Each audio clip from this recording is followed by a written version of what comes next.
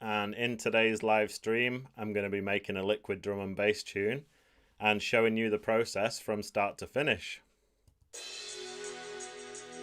But in the meantime, let's do a little check to see if you can see me, if you can hear me, and if you can see Ableton Live. So let me know if you can see the screen moving.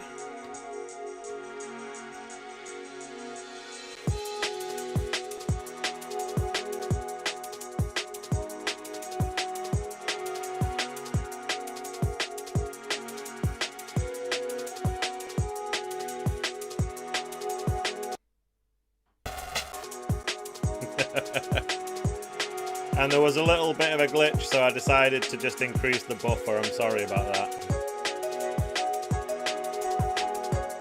Hopefully it'll be alright. So if anyone's there in the chat, let me know if you can see me, let me know if you can hear me, and let me know if you can see the screen moving.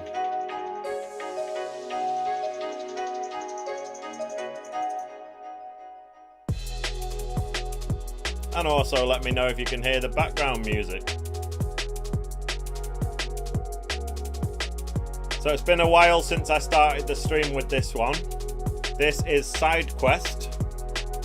Big up Future World Machines.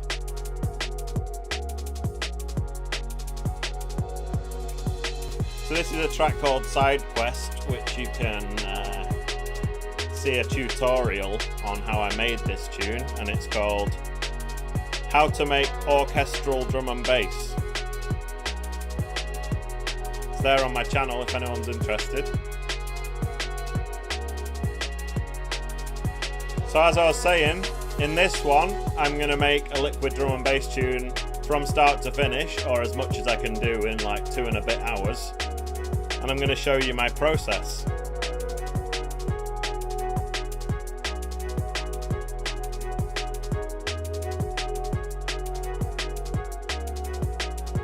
And I want to big up Respecanize in the chat. Thanks for joining, man.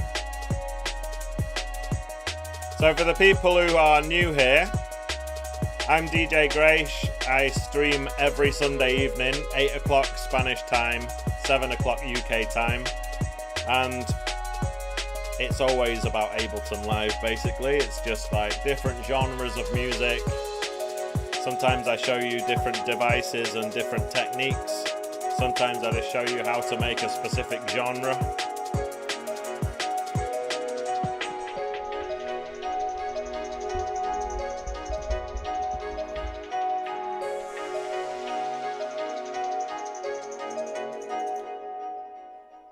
Big up Manny Lynn, big up DJ Fully Loaded.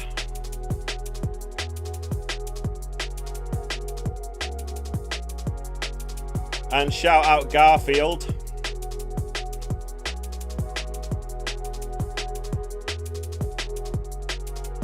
So Garfield is a student of mine and a friend and a weekly listener, and he's started streaming DJ sets as well, and he's on YouTube, and you can see him in the chat. His name's DJ Pata G, and if you want to listen to some live liquid drum and bass mixes, subscribe to his channel. And he's got a fairly new channel, and he needs to get to 50 subscribers to be able to do live streams. So if you could all do us a favour,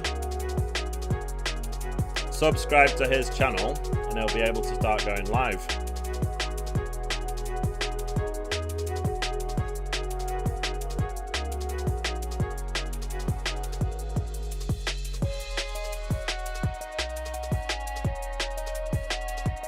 And I've been helping Garfield get set up with the, streaming direct audio. So if you subscribe to his channel and listen to his mixes, you're going to see him there on the camera, but it's also going to be direct, high quality audio. How's everyone been? How's the week going? So here in Barcelona, we do have some bright and sunny days, but as soon as the sun goes down, it's absolutely freezing. And it's no longer hoodie weather, you need your full-on jacket on. So I've been out and about today. It's been lovely, but then when the sun went down, I was absolutely freezing.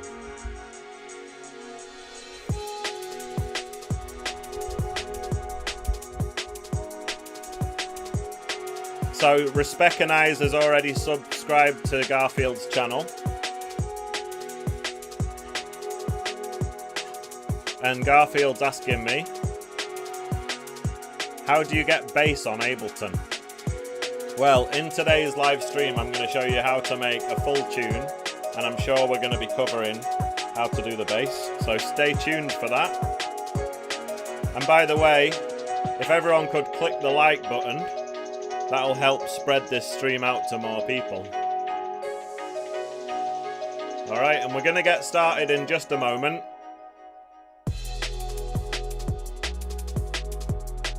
And I've got my MIDI keyboard set up, but unfortunately today there's no overhead view, so you'll just hear me playing the keyboard.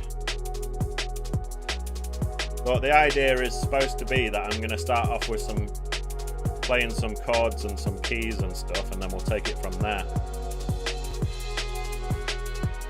So during the next breakdown, halfway through this tune, I'll get started.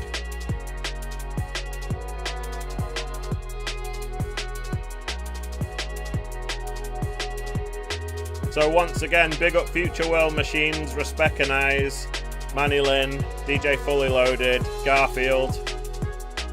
Big up guys, thank you for joining. If you haven't already, needless to say, make sure you subscribe to this channel because I'm here live every Sunday night. Also, there's loads of tutorials on my channel about how to make liquid drum and bass, jungle, 140 jungle, and other genres such as UK garage, dubstep, etc.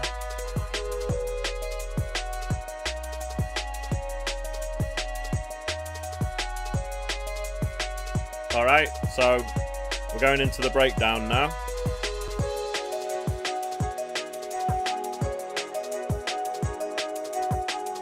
And I'm going to leave it here.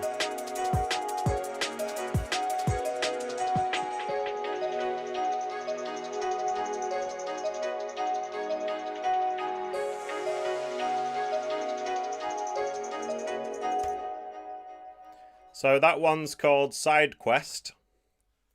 And as I was saying, if you're interested in learning how I made it, there is a tutorial called How to Make Orchestral Drum and Bass on my channel.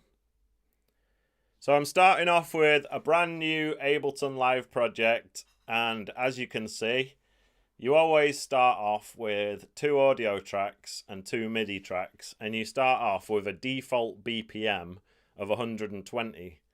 Now the first thing that I like to do is change that BPM to something that's more appropriate for today's tune. So when it comes to liquid drum and bass, you could say anything from 170 above. I wouldn't really go any above 176. So I usually go for 174 or 175. So let's go for 175 today. So to change the BPM, all you have to do is click that, and then you can just type it in, 175, and press enter. Or alternatively, if you like, you can just drag upwards and downwards and get to the correct BPM that way. Once you've done that, then you can start adding stuff to these audio tracks and MIDI tracks. So we're going to keep it beginner friendly, so I'm just going to explain a little bit about what these actually are. So in Ableton Live, you've got 2 types of tracks, and on audio tracks, you can put audio clips, which are basically just little snippets, samples, and recordings. And then on the MIDI tracks is where you can put instruments, which can either be the built-in instruments in Ableton Live, or you can use plug-in instruments. And one that I like to use is called Contact. So I'm just going to drag a Contact onto one of these MIDI tracks. And it appears down here, and you can see this little spanner icon, which allows you to open it up. And Contact looks like this. Now I'm using Contact 7 here, but they've actually brought out Contact 8, so it might look slightly different, but that's besides the point. So within Contact, you've got various different instruments, and obviously, since we're in 2025, then they are basically trying to advertise within the plugin for you to buy more, which is rather annoying. But one that I like to use is Scarby Mark 1, and it's a Rhodes piano, also known as an electric piano. So let's just choose any, and I'm going to choose this one, Pink Playboy. And I've got my MIDI keyboard set up here, so let's just play the keys a little bit. So that's what it sounds like. And if you can't hear it, then you see down here you've got these buttons, and this one here is illuminated red. That's called the track arm button. And what that does is it means that when you click it, then when you play your MIDI keyboard, it's going to play it on that channel. So I've got this, on this MIDI track here, I've got Contact 7, and I've got this Scarby Mark 1 instrument. So when I click this arm button here, then it means that when I play it, it will play on that particular instrument. So the first thing to do is to try and think of some kind of chord structure that this whole track is going to follow, which is the kind of difficult part. Now, sometimes you might have the chords in your head already, which makes it slightly easier. If not, you can just have a mess about on here and play something that you think sounds nice. So let's play the metronome. So up here at the top left, you've got this one button that's got a white dot and a black dot. And when you click that and then press play, you hear that.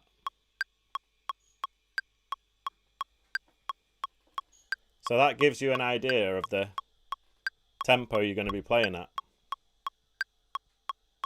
So I'm going to stop it just for a sec.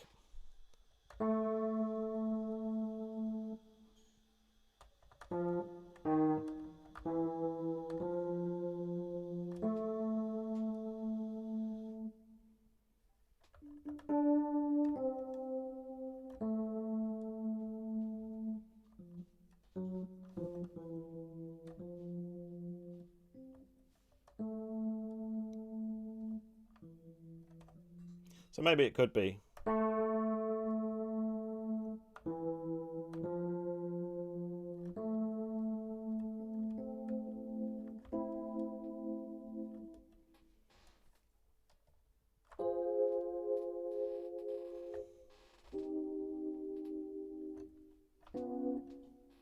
And this is the part where you basically write in your tune, you know, so it might take a little while and it might sound annoying, but I'm just coming up with just a simple chord structure and playing this.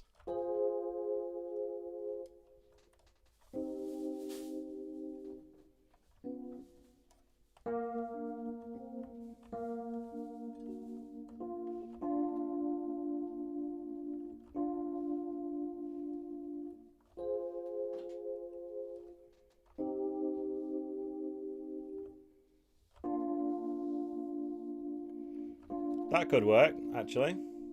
Alright, so let me just play the metronome again.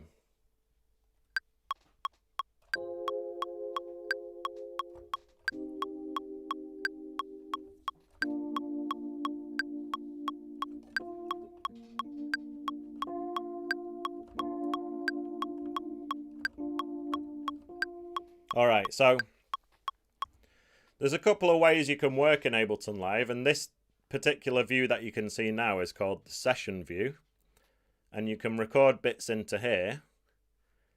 And the other way is called the arrangement view, and if you press the tab button, it takes you across the arrangement view. So this is what it looks like. So one way that I like to work, and it's kind of just a way I've been doing it for ages, is to just put the loop marker there and then just press record and make some loops in here. So when you press record, you're going to hear the metronome go again, and it's going to go doop, doop, doop, doop, and then it's going to start recording. And actually, I'm going to keep looping turned off for now.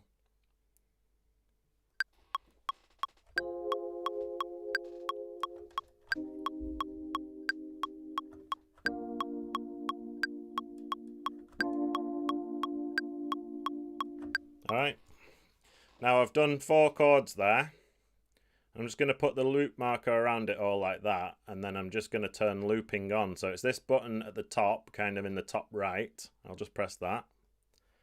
And then let's play these chords. So to get in, this is the MIDI clip here, right? So this big green block is called a MIDI clip. And if you click into it, then you see this view down here. Now, these are the notes that I've just played, and the amazing thing is that you're able to edit them, you're able to make them louder, quieter. If you feel like you played them a bit too early or too late, you can move them around, you know? So let's have a look where they are compared to the line.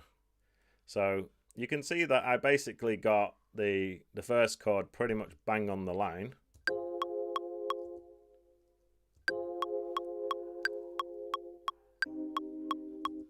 Now the second chord, I'm kind of happy with where it is, but I feel like I played it a bit too softly. So what you can do is, down here at the bottom, there's this section called velocity. And that's just basically how hard you press those keys. So if you highlight those and move them up like that, it will literally be as if I played the keyboard slightly harder. So let's play it again.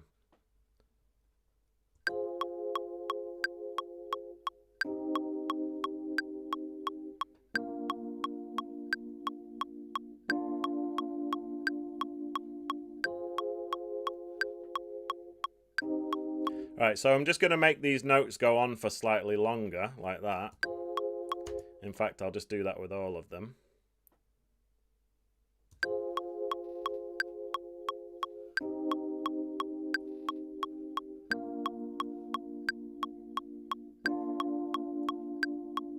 And then here at the end, I want it to loop. You see, so this is an 8-bar clip, right? So at the end of the 8th bar is bar 9.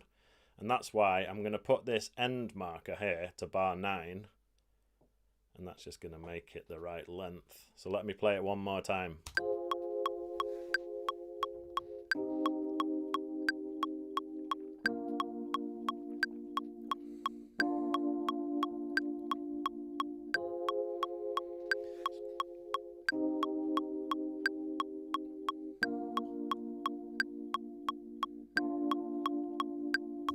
So I was thinking maybe the last chord could be slightly different. So it goes. So the last chord was this. What could it be?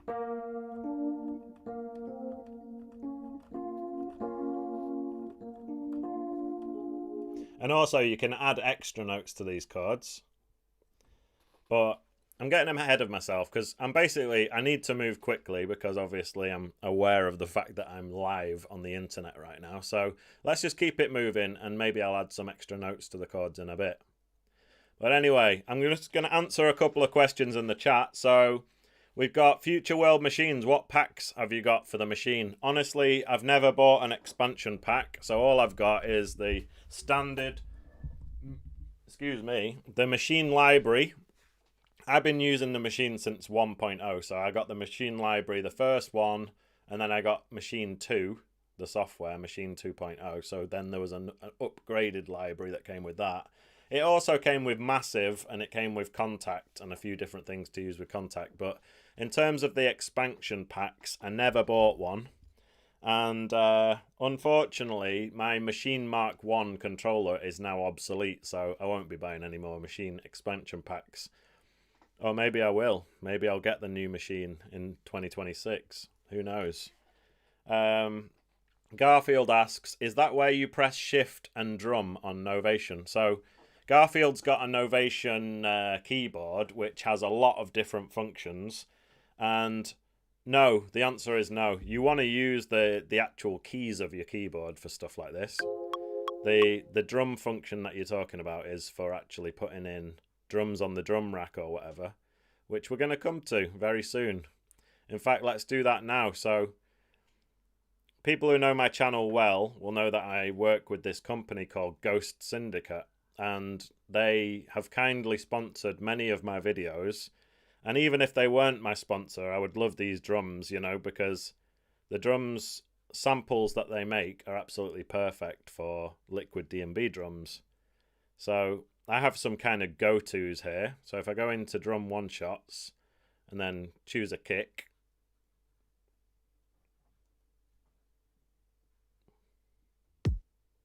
and I'm just going to use kick 12, and I'm going to do this the audio way. So there are many different ways that you can do your drums in Ableton Live, and actually a couple of weeks ago I did a live stream where I showed you 3 different ways to do your drums. So if you're new here and you want to know how to do drums, check out that stream. But in a nutshell, basically the first way that I showed you was the Impulse instrument, which is a basic drum machine. And then the other ways that you can do it is, one of them's just audio tracks like this, and then another way was the drum rack. So let me just highlight the first bar and put the loop marker around it. And I'm just going to quickly mute that contact so all you can hear is the kick. Now let's go in and choose a snare.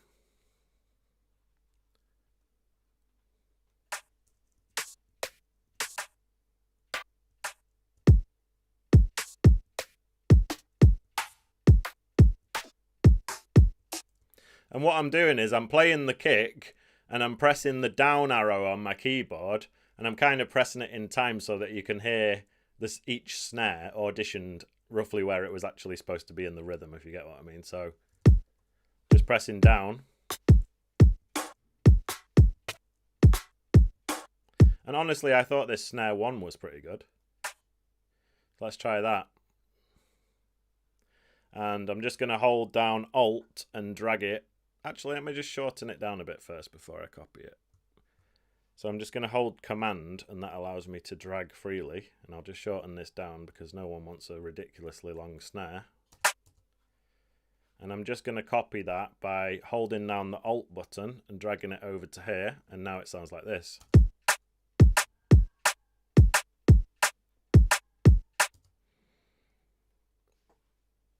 Shout out Jason Story in the chat.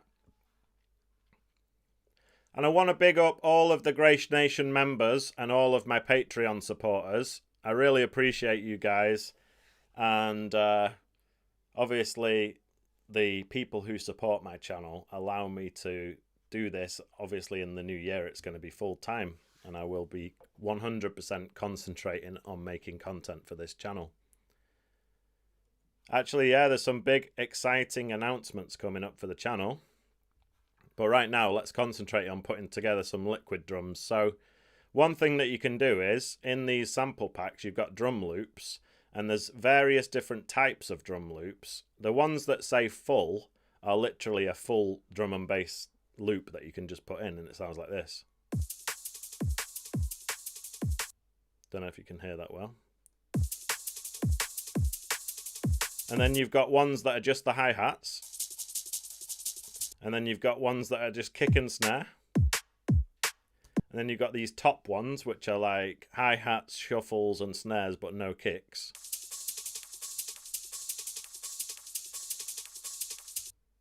And one thing you can do is just play your kick and snare and then go through different loops to see what fits with them.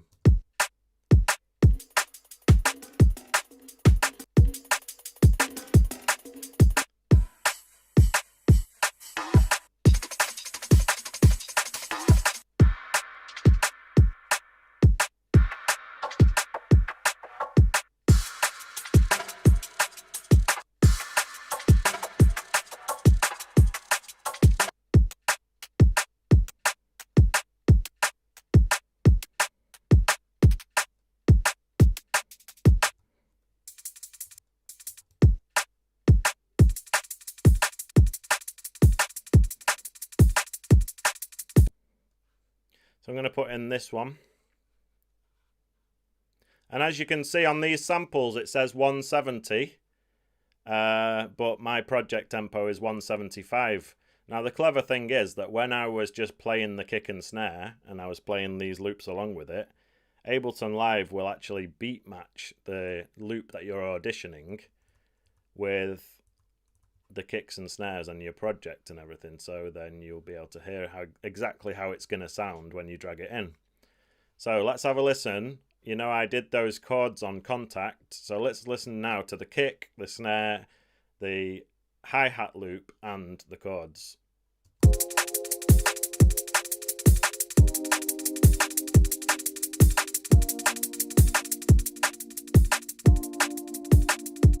Let's just check the levels. Yeah, that was going into the red. Sorry about that, guys. So what I'm going to do, if you notice your levels are going into the red, all you have to do is click your first channel, hold down shift and click the last one. Now they're all highlighted, and then you literally just grab one of the sliders and move it down like that. Now let's look at the master. We're going up to -5, so it's all good.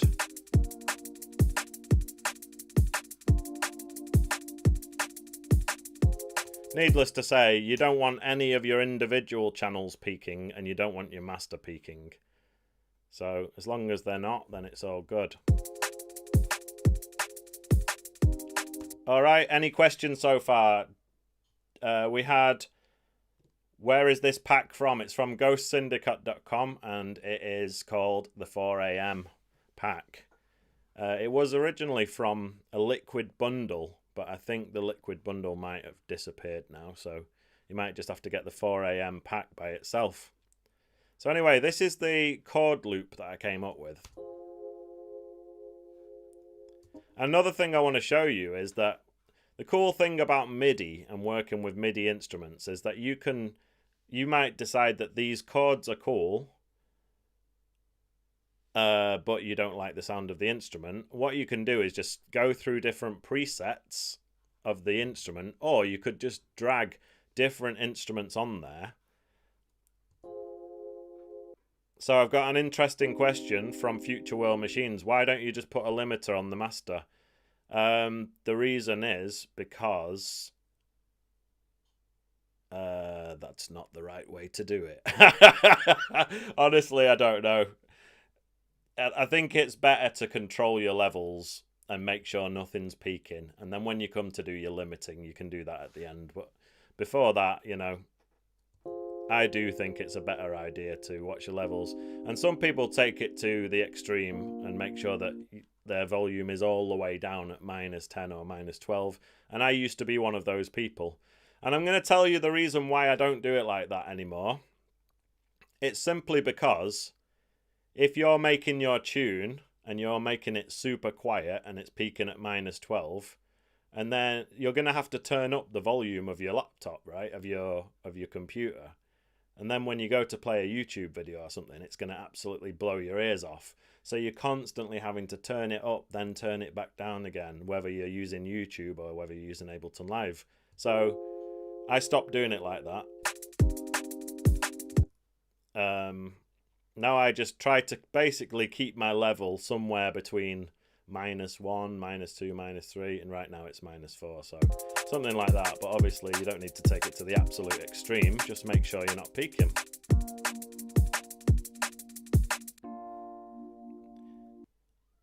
Each to their own though, you know.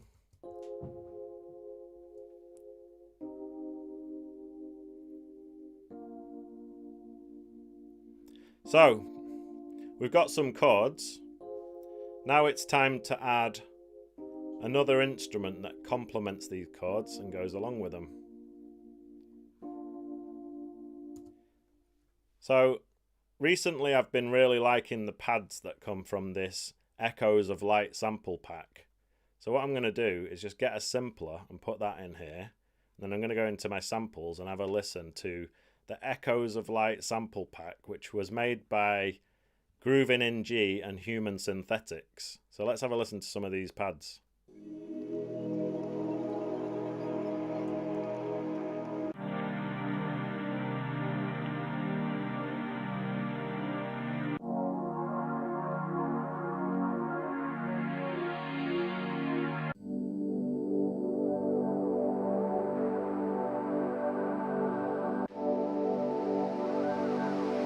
So I want to know, Future World Machine says, I put a limiter and EQ on every track. So do you actually have it limiting, as in doing gain reduction on every single sound?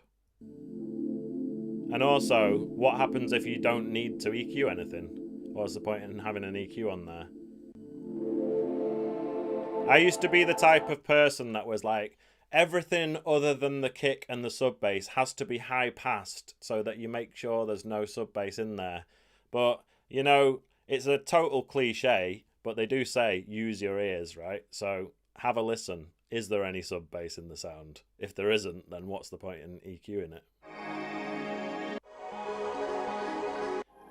I'm definitely starting, as I mature as a producer, I'm definitely starting to trust my ears more and decide whether or not something really needs EQing. And if it doesn't, then I don't bother. And the reason is because EQing actually can mess with the phase. And the more EQing you do, the more you're going to possibly run into phase issues. So if you don't need to, then don't bother.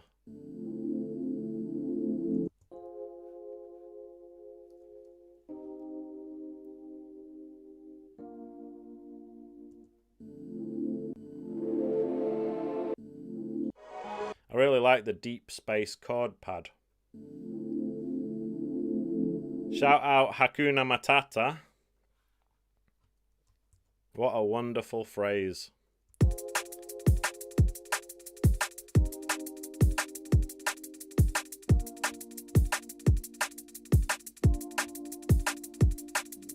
Right, so I did say at the beginning I've got my keyboard set up here.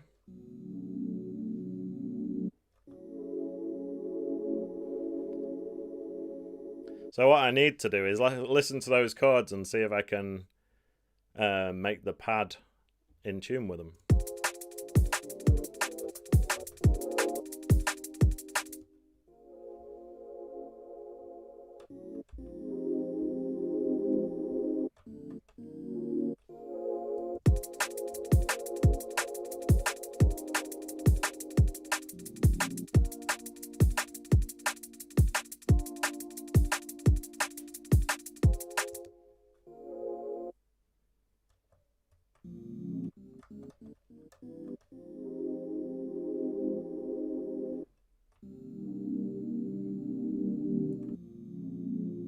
How about this?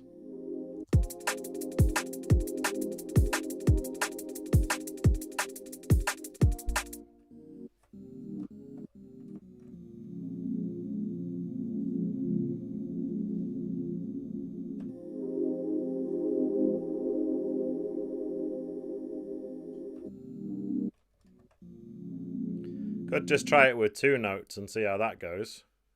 So you don't necessarily have to play the keyboard each time. You can just highlight a section, press Shift, Command and M, and then go into your clip and find the note. And if you want to, you can just put in a big note like that.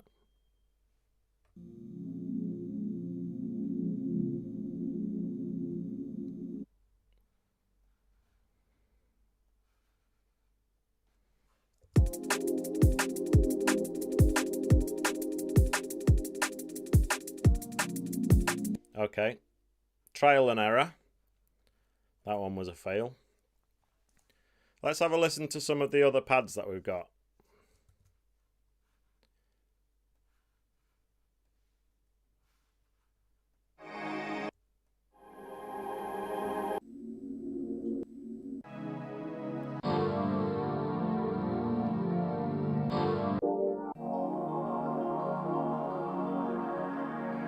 Really nice.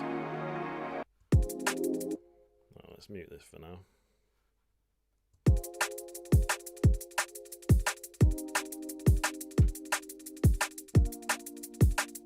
You know what I might add? A break.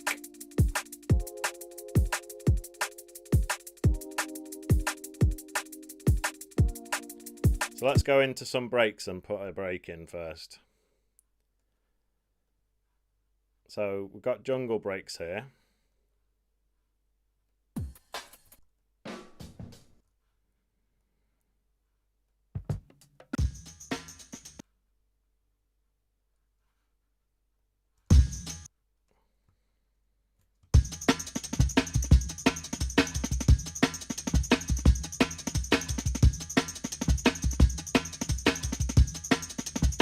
So I've got the hot pants break here, and see here in warp modes, you can put it to repitch and see how that sounds.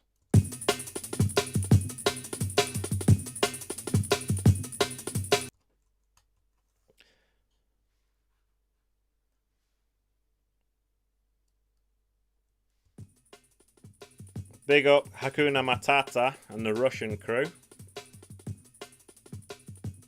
So let me put this over here with the rest of the drums.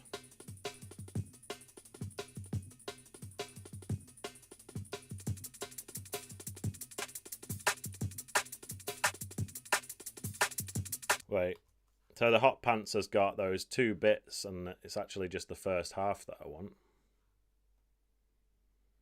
Right.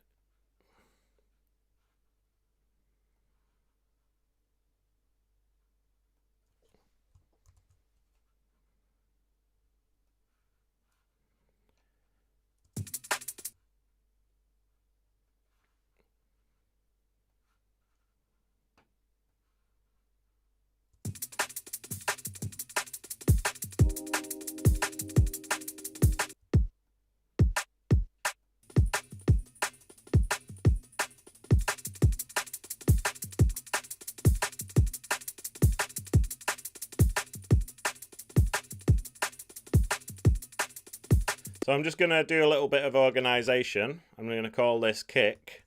So to rename something, you just press Command and R, type in the name of it, and then you can press the tab button to go down to the next thing. So you can press tab, go down. I'm just going to call that hats. Just going to call that roads.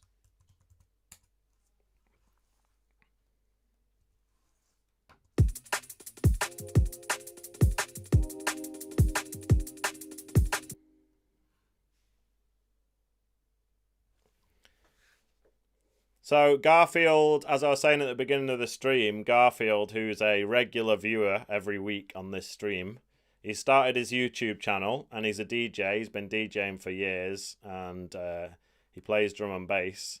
And he does streams on Facebook, but he wants to start streaming on YouTube as well. So he needs 50 subscribers in order to do that. So let's all subscribe to Garfield so he can start streaming on YouTube. So you can see his channel name in the chat. It's DJ Patta G. What I'm going to do is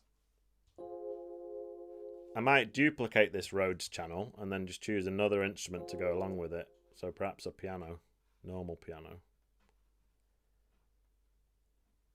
So I'm using Contact, right?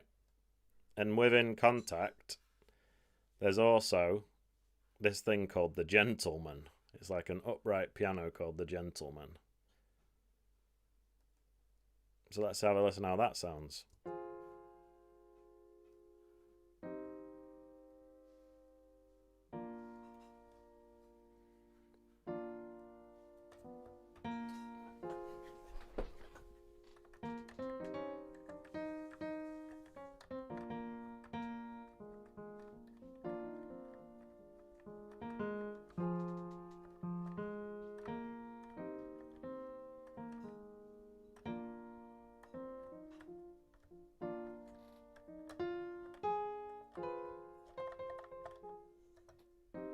So obviously I can't actually play the piano, needless to say.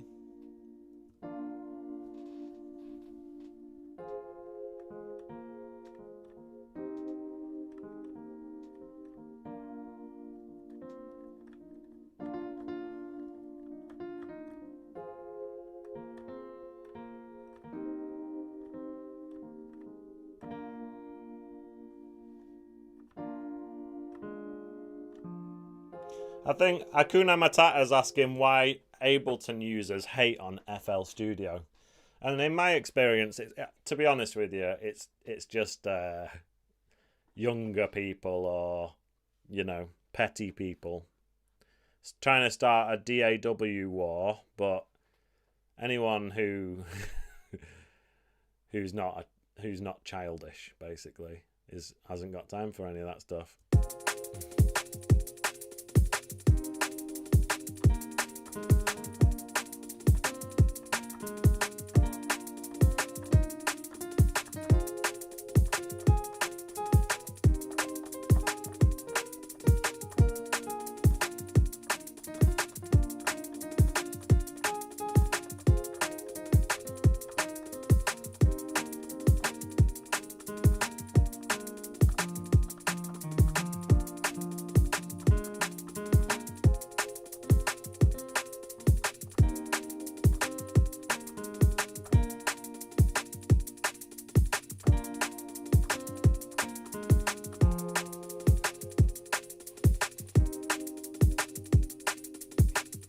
Right, so there's a button up here, yeah? At the top, you've got this circle button. Well, it's like an O ring. And that's the MIDI overdub button. And that allows you to record over a MIDI clip with more stuff. Future World Machines is getting involved in the door war.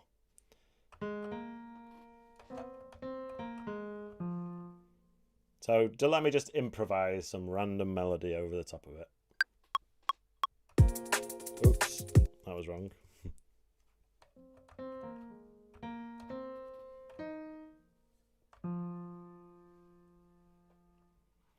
One thing you can do is actually just copy and paste this a million times. I don't know if you guys ever do this.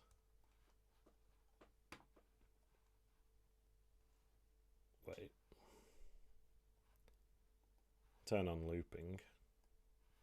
Copy and paste this a million times. Right, what am I doing here? Okay, let me just duplicate this channel. We've got another piano. Shout out the Bitwig users.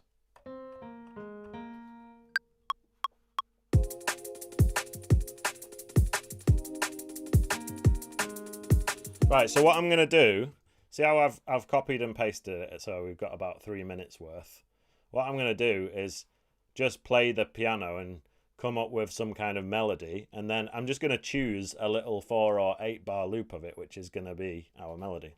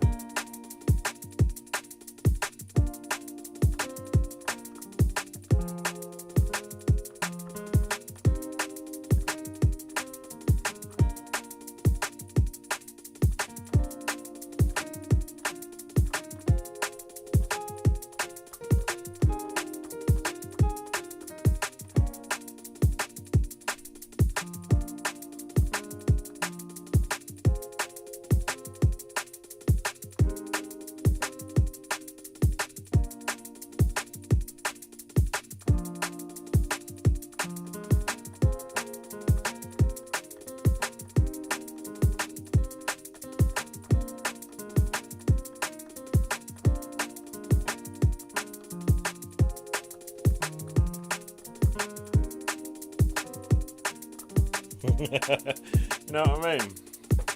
You just mess about.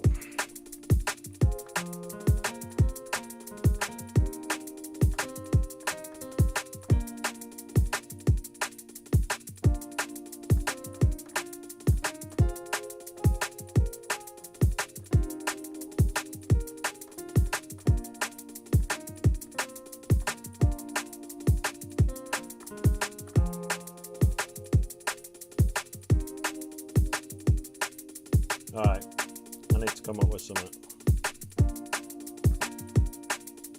So I want it to go down, down, down, down.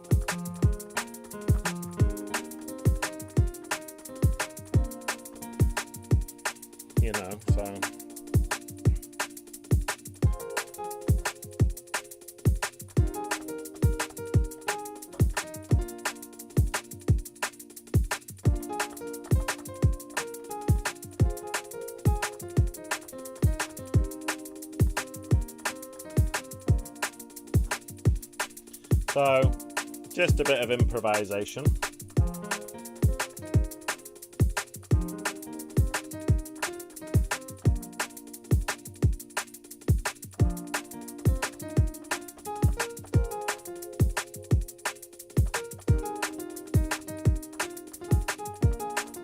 Maybe it should be that.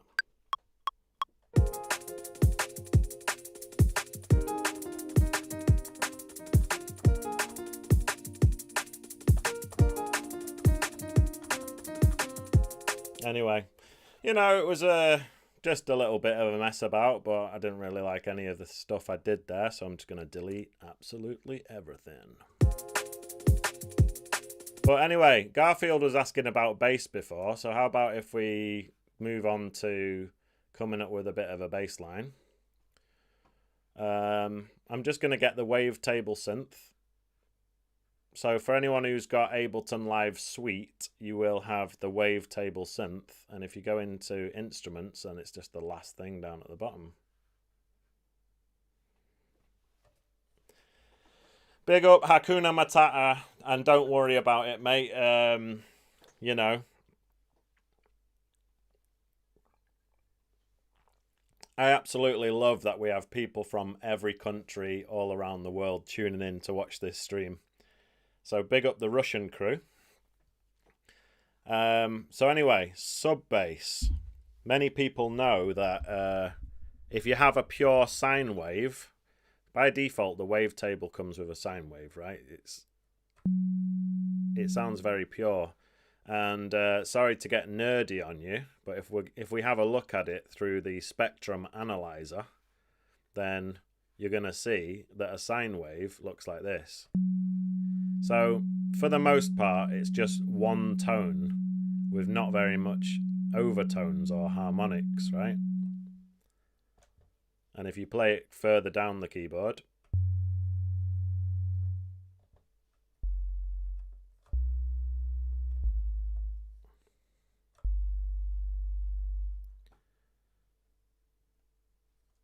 then basically what I'm trying to say here is if you play a sine wave, you get a very pure sub sound, which is absolutely amazing for subwoofers and large sound systems.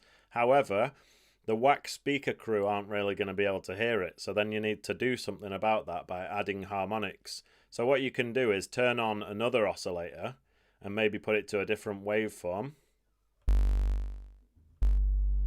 And now if we look at the spectrum analyzer,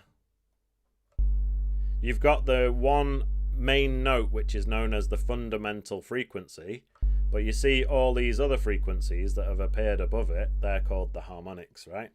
And that will allow the wax speaker crew to actually be able to hear your bass. So let's play the chords. So we start off with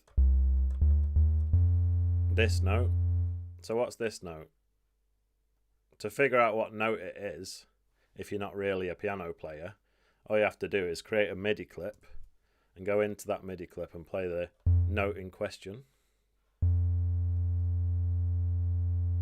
And we're playing in F. Why am I not surprised?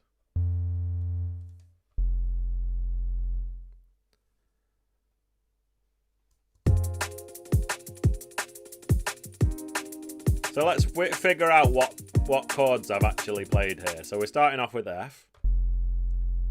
And then the next one is this one, which I think is C. And then we're down to A sharp. So we got some chat about countries and time zones in the chat. So right now I'm in Spain and it is coming up to 9 o'clock. So it's 10 to 9 in the evening. How about in Russia? What time is it? Future World Machines is saying it's 7:50 in Ireland. So anyway, we've got our bass sound. So as I was saying, we've got the sine wave, which is providing the powerful sub bass. We've also added a triangle wave to add some harmonics so you can actually hear it on terrible speakers. What other things can you do to it? Well, we could start to oscillate some of these things using the LFO. So you see this frequency of this filter here. If we go to LFO1 and put a little number in this box which is linked to filter frequency, then this LFO, or low frequency oscillator, will move that frequency. So watch.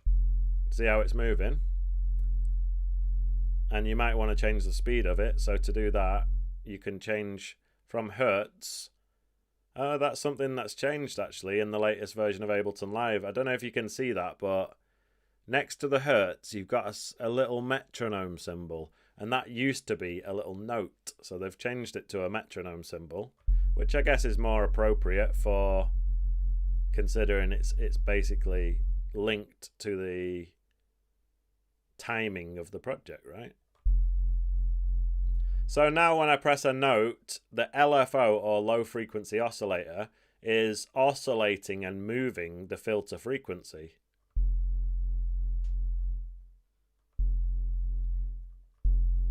You can also make it oscillate other things. For example, there's this wavetable position, which would move this up and down like this, you know? So that's one thing you can do. So that's OSC1 pos, also known as like the position of the wavetable of oscillator 1. Sorry. Because I'm on oscillator 2. Let's do it for OSC2 position. You see it? See it moving up and down?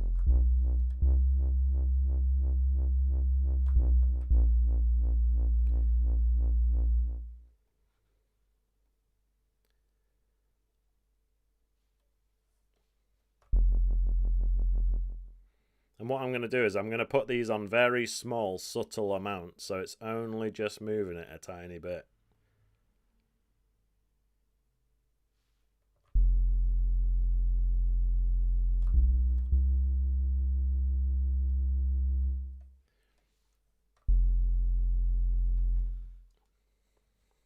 All right.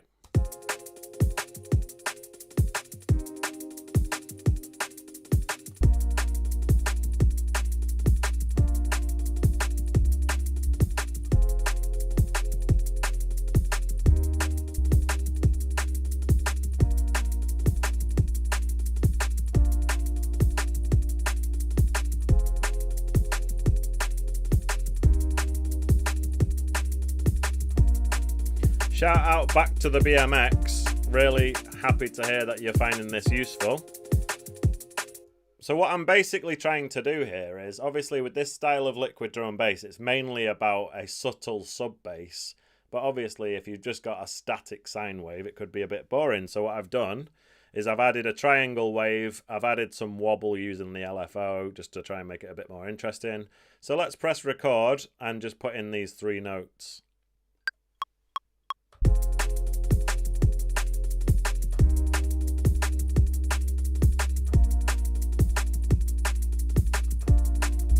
Oops, I messed it up, sorry, let's go again.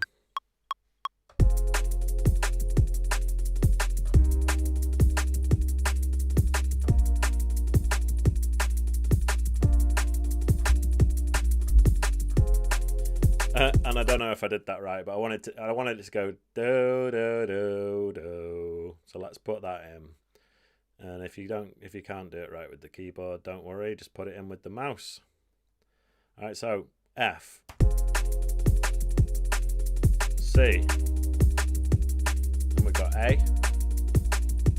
and then A again, A sharp, sorry, and then I wanted it to go do do do do. So let's have a listen. So there it was supposed to go do.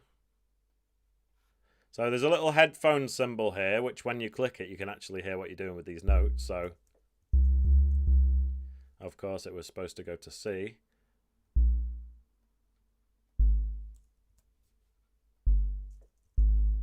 Is this right?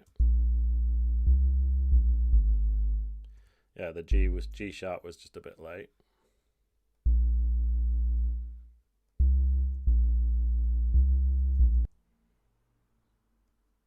you know. So let's loop it.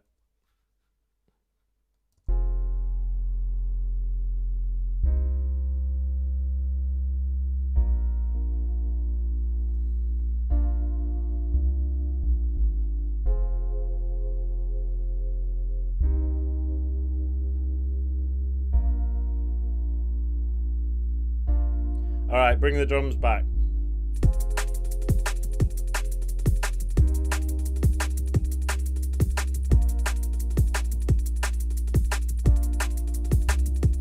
You know what I might do?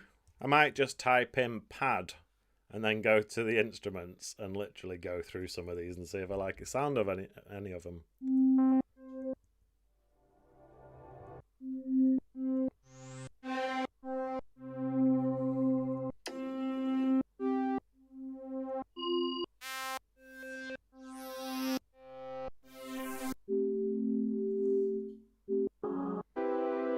Chord Pacific pad is always a good one.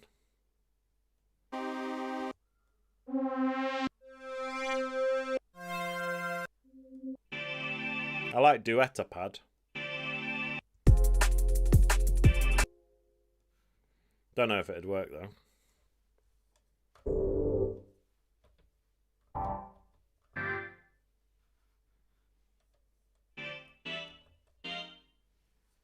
No, probably not.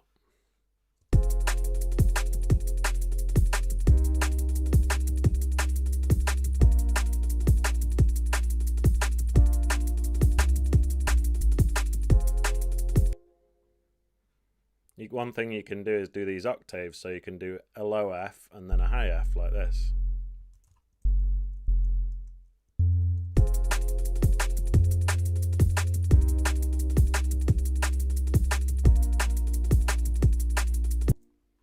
And then maybe it should go do do do do do.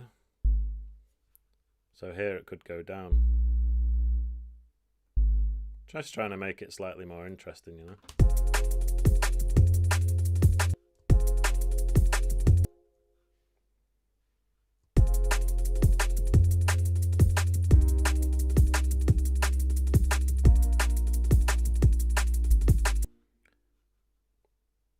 So it should be a little bit later than that.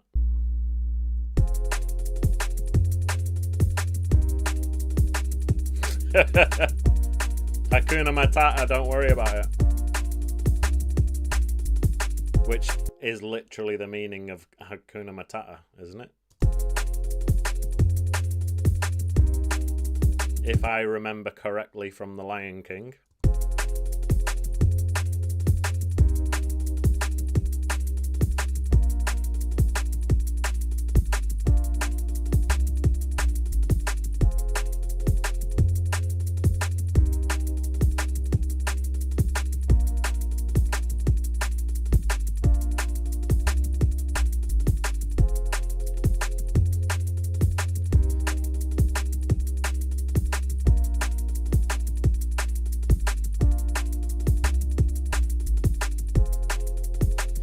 Anyway, I wanted to say that basically, for the people that are new around here, recently I've started my Patreon page and I've given away a free jungle template. So if any of you guys are beginner producers and want to learn how to make jungle, then you should check out my Patreon page, which is linked below. It's patreon.com/Graish. And if you go there, all you have to do is become a free member or a paid member, whichever you prefer, and you can download the free jungle template for Ableton Live 12. And then once you open it up, you've basically got a load of different breaks and bass sounds and stuff that you can easily just put together into a jungle tune, and it really helps you out if you're a beginner. There's also, for the paid members, there's a load of other stuff as well, including a drum rack, including a wavetable pad that I've put on there. And every other week I'm putting new stuff on there, so consider becoming a patron of this channel.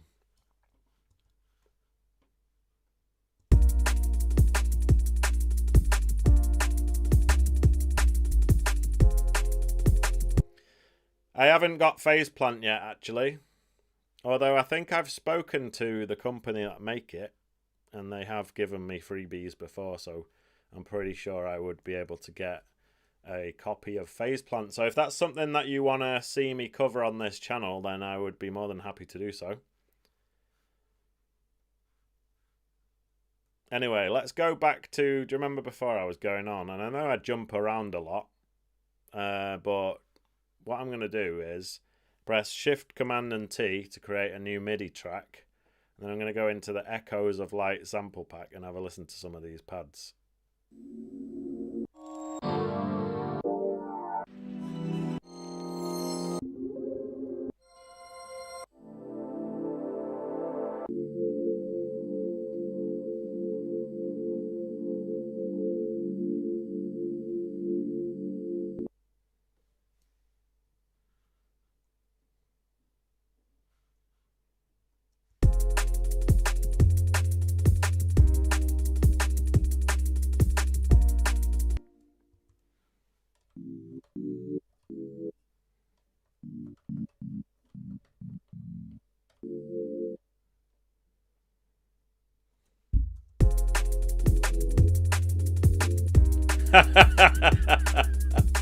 Jason Story said, Hakuna Matata, phase plant isn't free.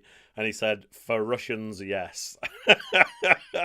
I think everything's free for Russians, at least on the internet.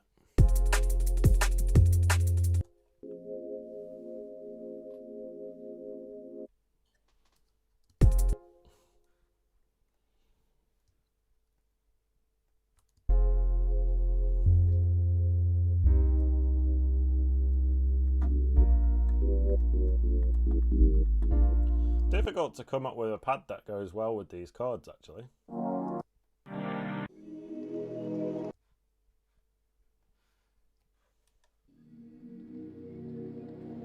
Big up Marcos.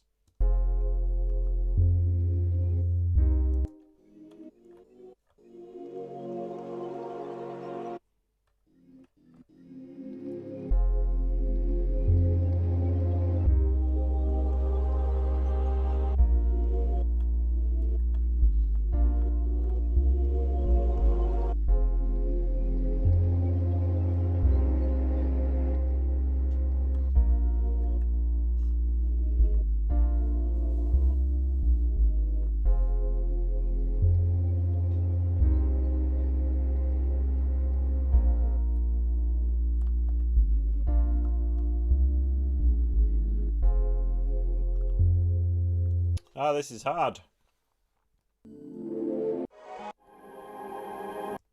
Dreamy wash pad.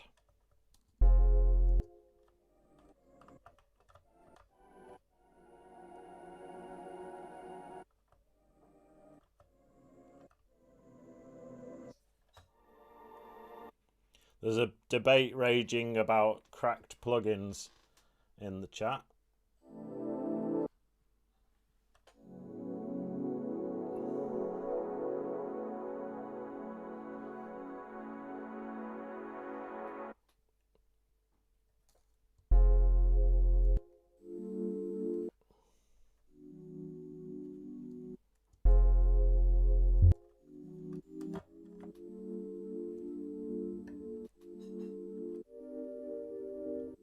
I like the sound of this.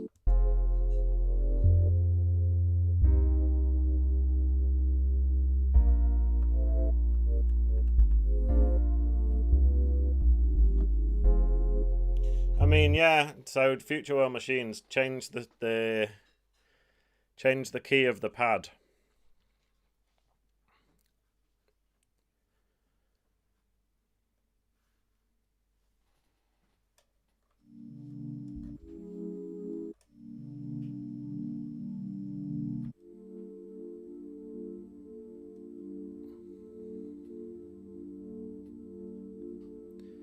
So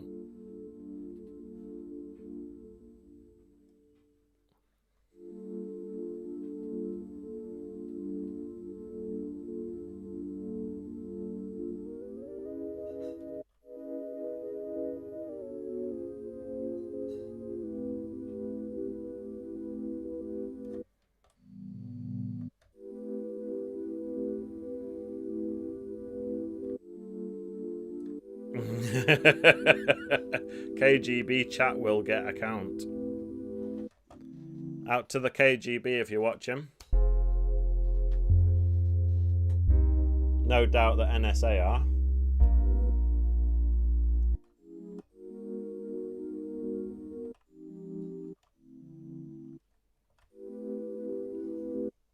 Anyway, this is what we've got so far for the people who've just joined us. We've got some chords on the Rhodes. We've got some chords on a piano. So the Rhodes is like this. The piano is like this.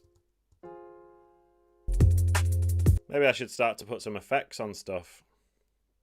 Actually, you know what I'm going to do? I'm going to show you how to set up effects. And so for the kind of beginner producers, you know, I was saying at the beginning of the stream that there's a couple of different types of tracks. We've got audio tracks and MIDI tracks.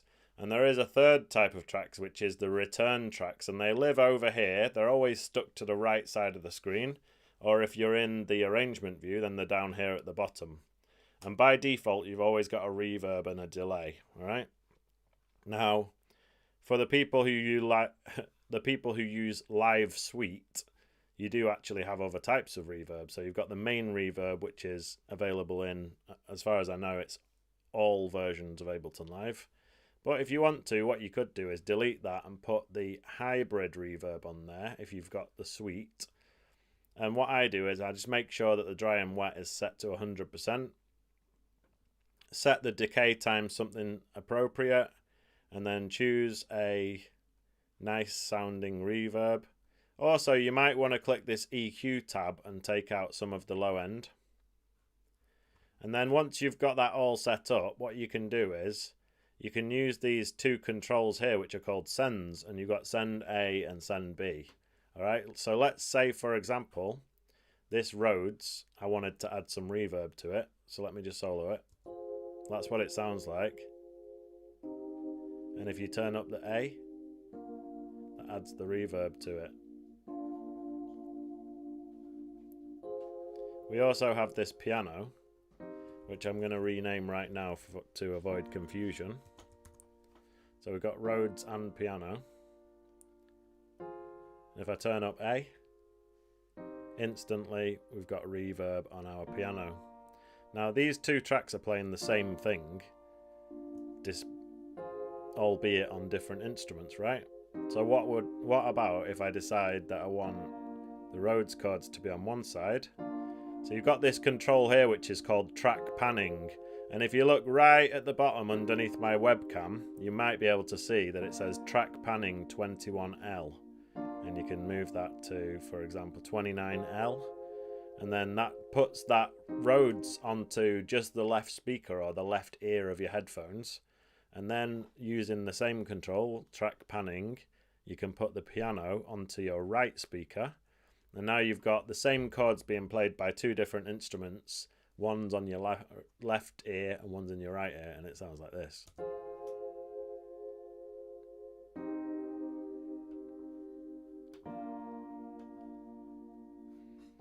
Then what you can do is you can get your delay, put that onto the piano, and I want it to be a sort of a dun dun dun dun.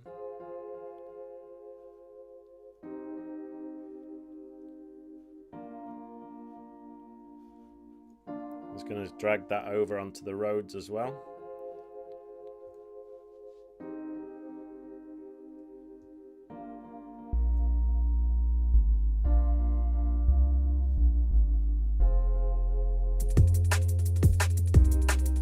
Alright, so as you can see, you know, before we were talking about levels, my philosophy is it doesn't matter as long as it's not peaking. Now, if we look at our track meters, nothing has gone yellow apart from the master did just go up to 1.5. So it's just 1.5 dB above where it's supposed to be. Now, Future World Machines is saying that you could just chuck a limiter on there, and that's one way of sorting it out. If you want to be safe, one thing you could do is just click your first track, hold down shift, click your last track so they're all selected, and then just move it down by 1.5 dB.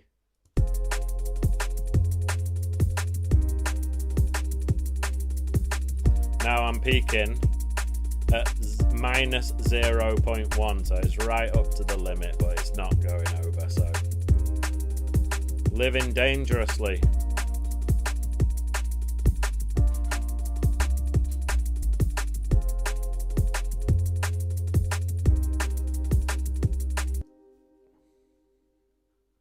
What's this?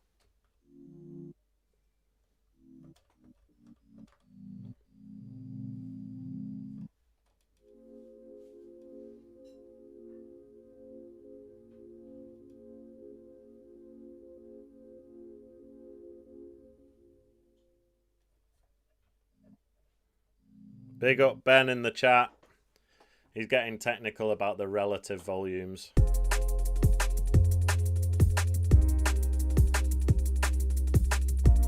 I think he's trying to tell me that I didn't turn them down by the same amount due to some technical mathematical stuff.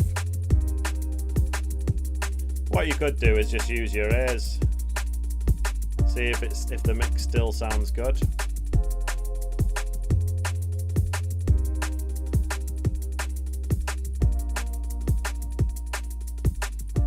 Anyway, what I like to do at some stage where you've got, like, right now I've got 8 tracks, right? At some stage I like to start organising them. So we've got kick, snare, hot pants, hi-hats. They're all drums, right? So one thing you can do is click the top one and hold down shift and then click the last one out of this little set. And then press Command and G, group it together and call it drums. Now that wave table is sub bass. I'm just going to call that sub.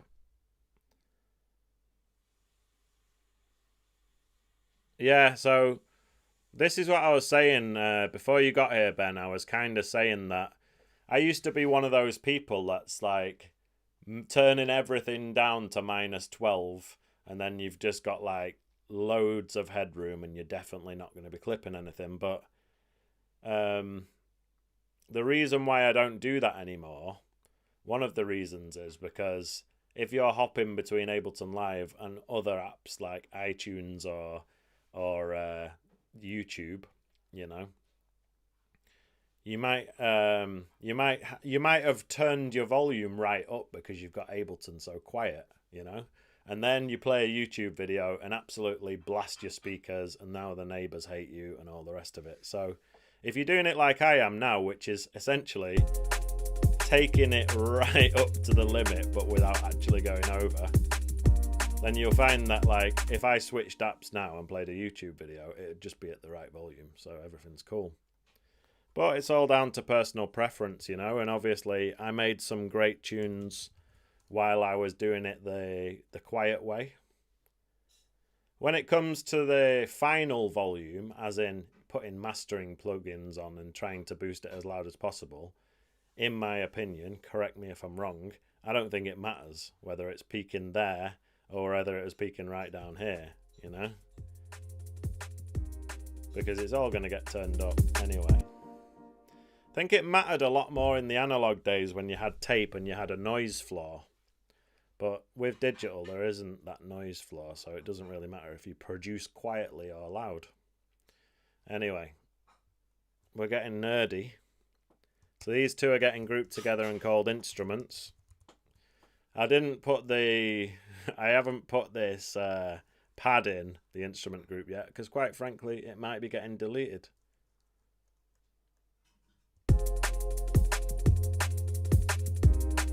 So Hakuna Matata says, in Russia we make 6 or 5. I think he means minus. Try and make it peak at minus 6, which is good practice, you know. Again, there's a debate that's always raging on, because apparently you're supposed to deliver your pre-masters to a mastering engineer at minus 6 dB so that they've got headroom to work with. But again, you could argue that as long as it's not clipping and as long as you've not applied any limiter or anything, if it does happen to be peaking at minus 2, well, they could literally just turn it down by 4 dB and it'd be exactly the same.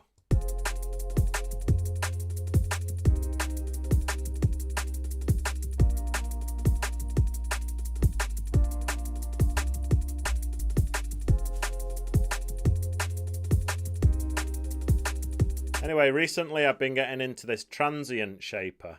So there's this company called Kilohertz or Kilohertz or Kilohertz. I don't know how you say it. I guess it's something Hertz. Anyway, if we go into plugins, so basically they've given away this toolkit. I'm not sure if it's always free or if it's just free because it's Black Friday, but I ended up just getting one of the tools, which is this transient shaper, and I'm going to put it on hot pants break and show you how it works. So it looks like this. It's a very simple one.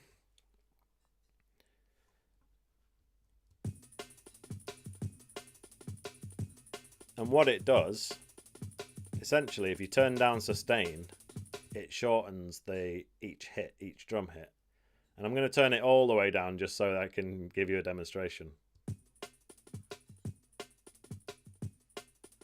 I don't know if you can hear that because it is quite quiet. But it cleans it up. And if you do it in just a little bit in a subtle way, it can clean up your breaks. And especially if you're layering your break underneath a load of other stuff, then it's a good little tip. So if you want a free transient shaper, check out the one from Kilohertz. They've got a free toolkit which includes loads of stuff. And to be honest with you, a lot of them are just the same as Ableton's audio effects. I don't know if they're any better or any worse, but you know, a lot of the time I like to use stock plugins in these tutorials and these live streams just so that my viewers automatically, if you've got Ableton Live, you've got the same tools that I'm using and you can follow along, right? But it does seem to, correct me if I'm wrong, but I think there isn't a transient shaper built into Ableton Live. Maybe there is.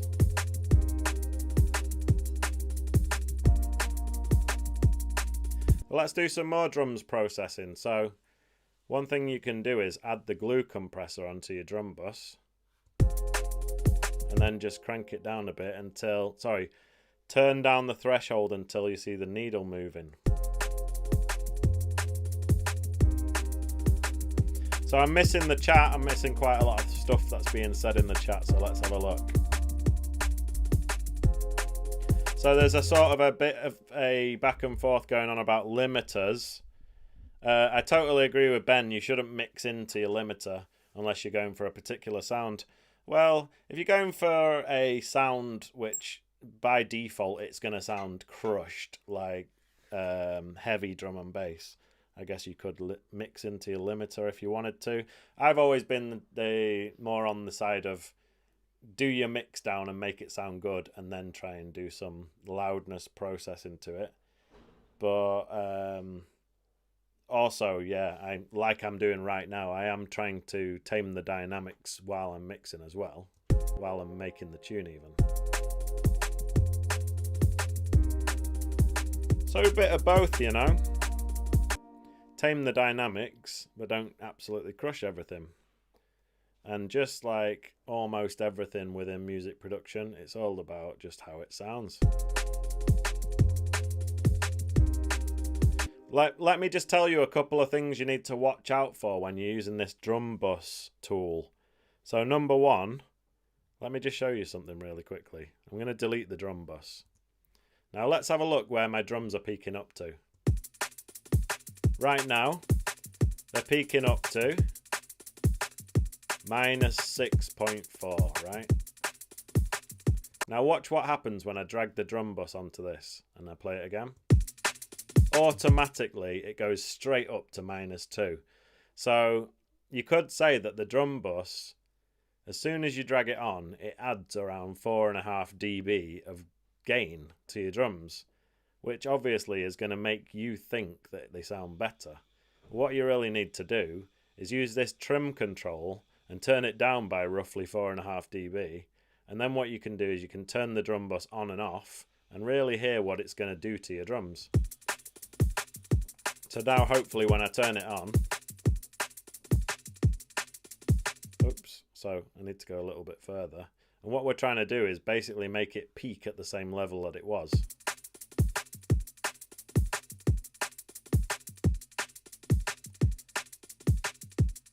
Roughly, you know?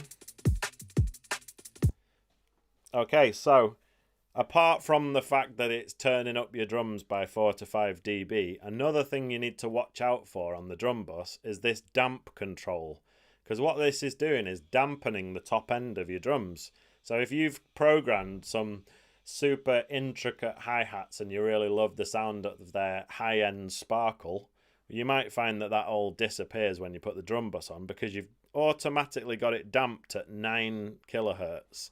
And obviously it goes all the way up to 20 kilohertz. So anything that's happening above 9, this is going to get rid of it if you're not careful. So let's have a listen. So this is the default 9.2 kilohertz. And then turning it up to 20 basically makes it not do that anymore. So it also, you know, it can sound good with it damped, don't get me wrong, you know, but you just need to be aware of that control and what it's doing to your drums.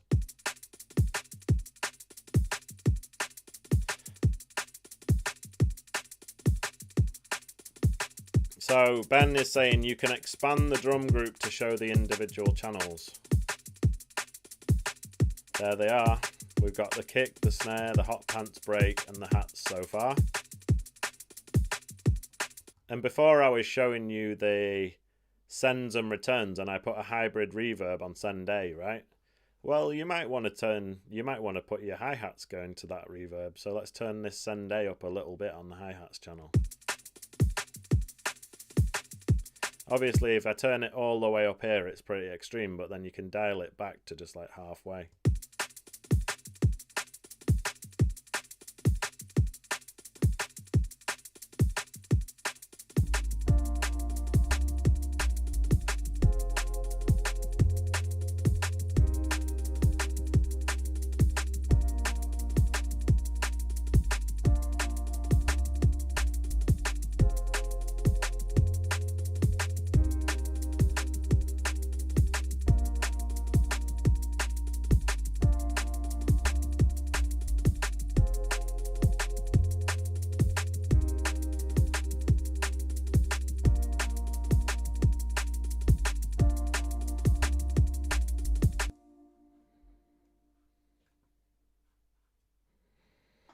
So let's have a listen to some other instruments.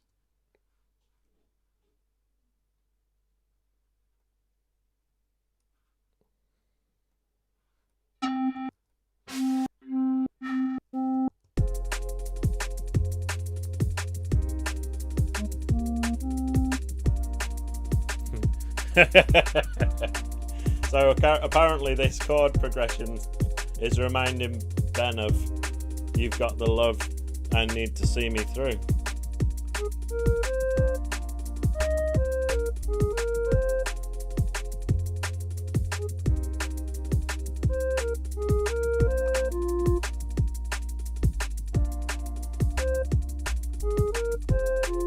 You know what, I might write the melody and then choose the instrument for it after.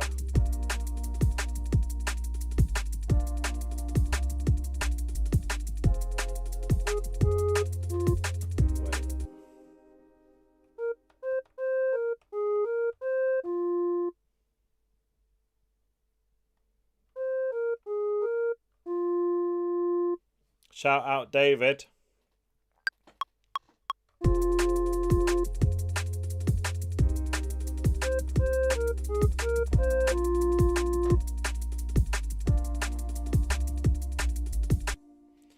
You know.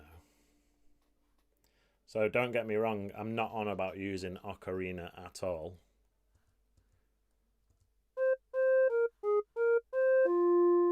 But it could be good. Sometimes it's good to get the MIDI clip in place and then choose an instrument after. I don't know if you guys ever do that. You can just literally go into this instrument rack and area and choose anything you want and just drag it on there. For example, choir pad.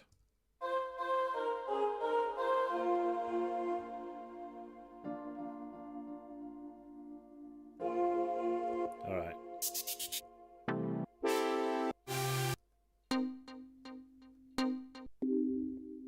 Chord deep keys. Maybe not for this melody, but it's a nice sound.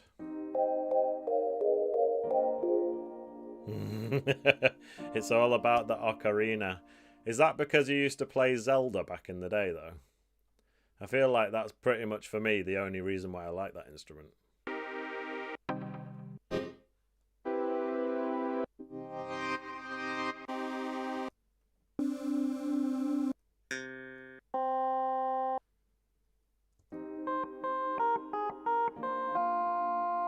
That isn't actually that bad, you know.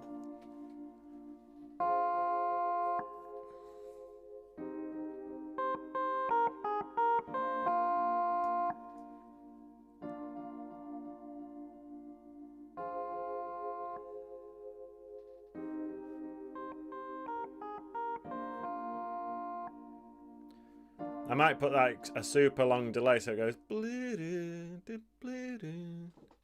Wait.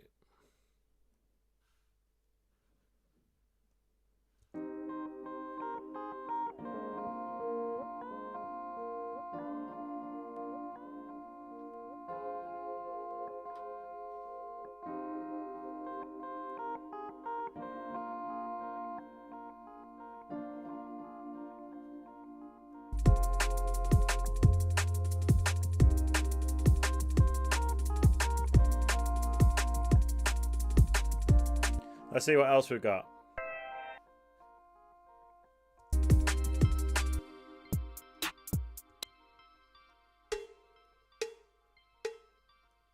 Alright, so it's got everything in it, including drums. Digibells. Respecanize says you created a template. Yeah, I guess you could see it that way. Basically just putting in the notes.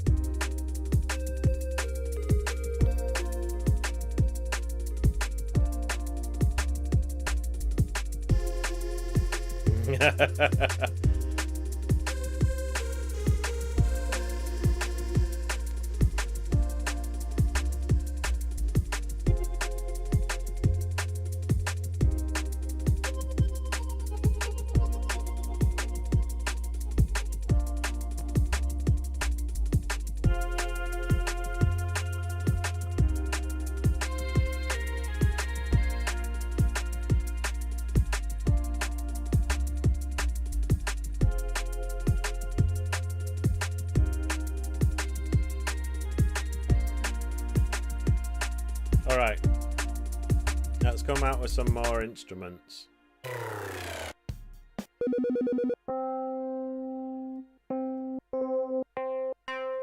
You know, before I was saying I use Contact and I use the Scarby Mark 1 E-piano. If you don't have anything like that, don't worry, because there's loads of E-pianos included with Ableton.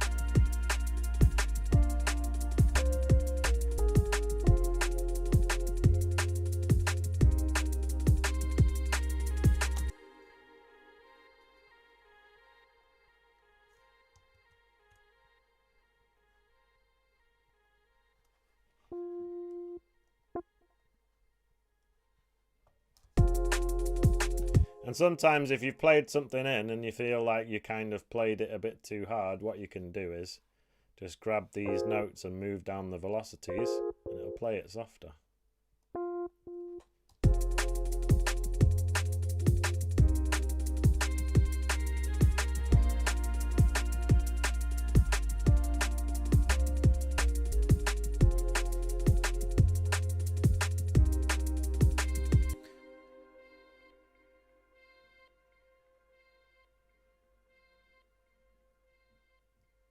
Marcos was asking about aftertouch using a piano roll.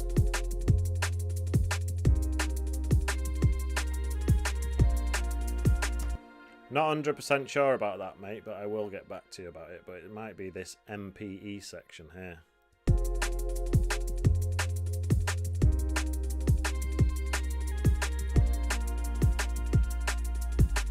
See, in the MPE section, and then if you go to the bottom, you've got these different sections for slide, pressure, velocity, release velocity.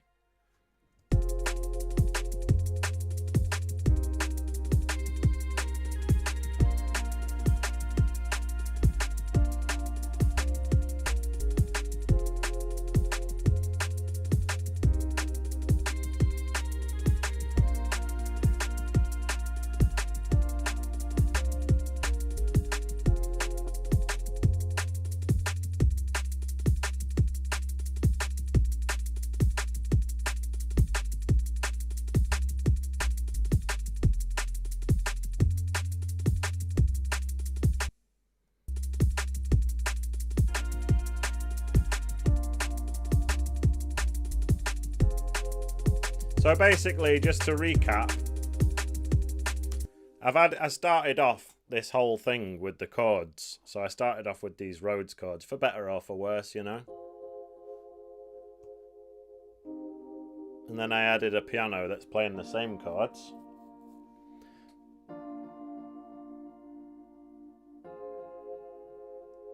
So they're both MIDI tracks. Actually, they're both Contact.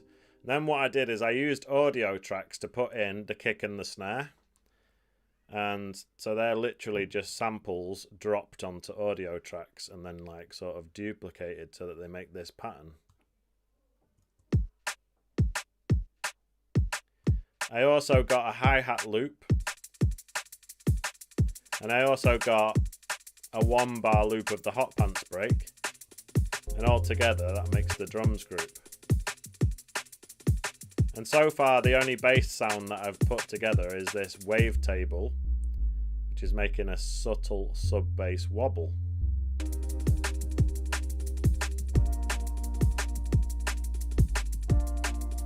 Perhaps we should put a saturator on this and make it growl a little bit more. So do you remember before I was talking to you about the spectrum analyzer? And how it's showing the fundamental frequency, but then there's these extras here which are called harmonics. Now, I showed you how to add harmonics using an additional oscillator with a triangle wave on it, right? But another thing you can do is get the saturator, put that there, turn down the output, and then crank up the drive. And then there's various different styles of saturation here, including analog clip, soft sine, and as you go through these first few, then they progressively get harsher. For example, medium curve and then hard curve. So medium curve,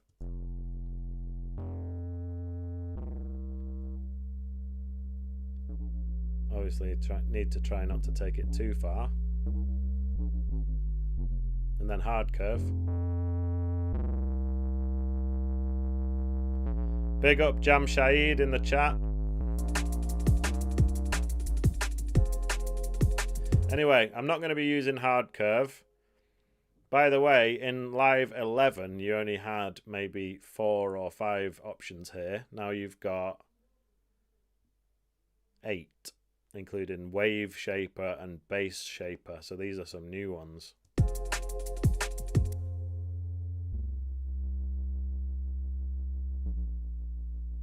Oh yeah, and by the way, for anyone who's wondering if I updated my Ableton, the answer is yes. So I'm on 12.3 and I do have the ability to split things into stems. But I haven't actually tried it yet. And Marcos was telling me that it takes, for like a 5-minute tune, it can take up to 45 minutes to do it on high quality mode. So needless to say, I won't be doing that on the stream because we will be literally here all night. But I was thinking about preparing it. I could either do it as a video or for next week's live stream. So if you guys are interested in seeing me compare a few different stem separation tools, let me know. we can compare. So I used to use one called, what was it called now, Marcos? Because you're using the same one. I can't remember what it's called, but it's an online one where you upload the WAV file and then it gives you back the stems. So I could compare the online one with Ableton's built-in one. And then I also have Serato, which is my DJ software, which has stem separation. So we could compare the quality of the drum stem, the bass stem, the instruments and the vocals. And I think, to be honest with you, the vocal is pretty much the most important one, because if you can get clean acapellas, then it helps to be able to essentially remix any tune. And perhaps I'll make a video entitled How to Remix Any Tune in Ableton Live.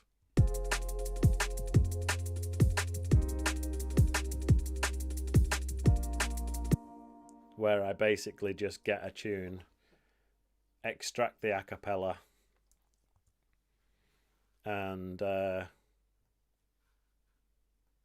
do all sorts of other stuff, you know. For example, you know, when you right click on an audio clip and go convert harmony to new MIDI track, stuff like that, you know. It'll include all that, but it'll also include stem separation. So that video is almost certainly going to get made. Yes, Jamshahid. So he's saying he'd love to see the comparison between Ableton and Serato. Yeah, I was suggesting that the other day, and then I was like, is that a silly idea? Because they are totally different softwares. One's for making tunes or doing live performances. The other one's for DJing, but they both make stems, so it's worth listening to the difference, right?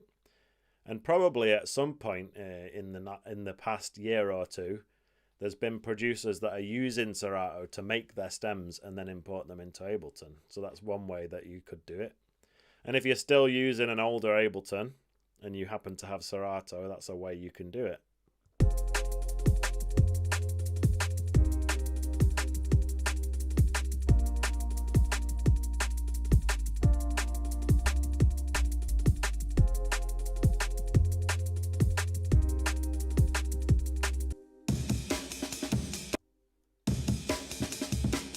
So for anyone who's wondering what this tune would sound like with the Amen break thrown in, it's time to find out.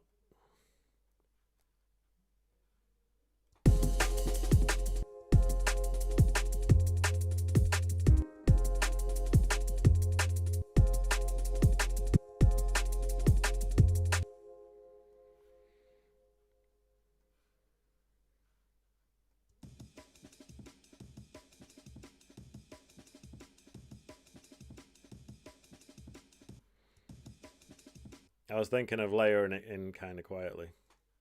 See how that sounds.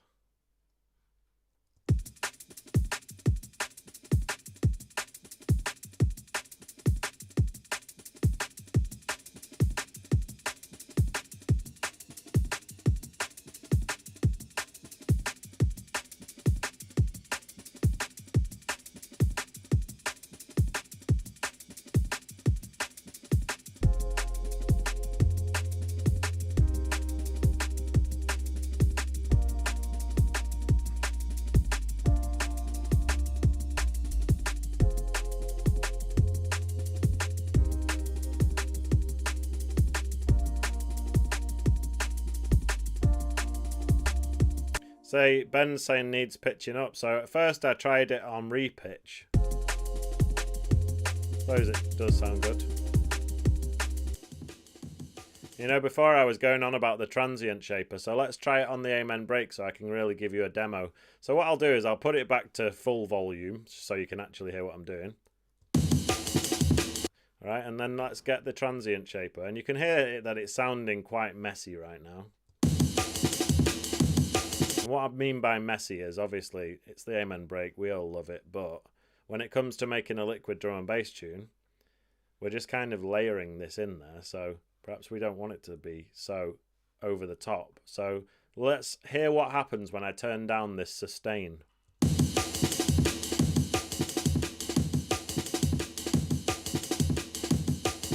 And then there's pump. So let's turn this on and off and hear the difference. Without. So the thing is that when the Amen break's running normally, it's just constantly there, and it's got this sort of noise in that the ride cymbals are making that's just like a shh. It's just always there and never goes away. But if you use a transient shaper or do some of this technique, then it kind of comes and goes rhythmically. So let's listen.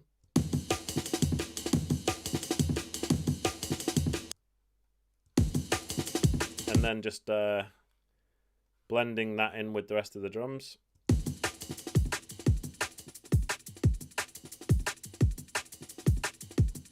And you might think that you might decide, you know, the Amen break's got that double kick, so it goes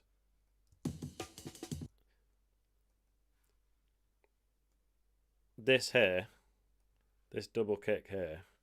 Sometimes I like to just put a single kick there instead.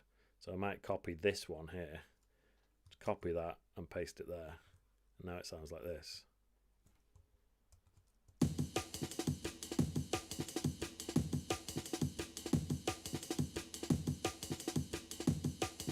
I'm just going to press Command and J to consolidate that. And then I'm going to turn on looping. And then I'm going to drag it sideways a million times. Actually, drag it that much. Oh yeah, so this is from when I was trying to play the piano before. It doesn't need to be all this. Just get rid of a load of that. So how's everyone's week been? You all right? Jason Story says a switch up between Hot Pants and the Amen after 4 bars might be cool. I totally agree. I love it when you're listening to a tune and then they've got like the drums sound clean with one break, but then when it switches to another break, they also sound clean but in a different way. So here's with the Hot Pants. And let's hear the volume of the Hot Pants. As you can hear, it's layered quietly. And I want to kind of do the same with the Amen. So that's not quite as quiet right now.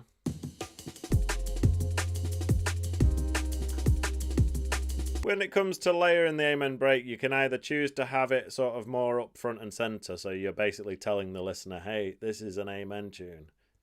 Or sometimes you can have it layered a bit more subtly so that they might not even really notice it's in there.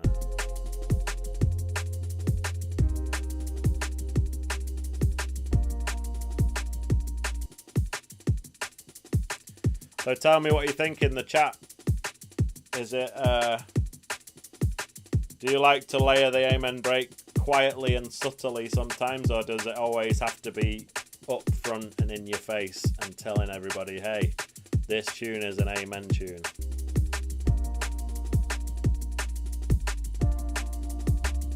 Oh, do you know what I've done?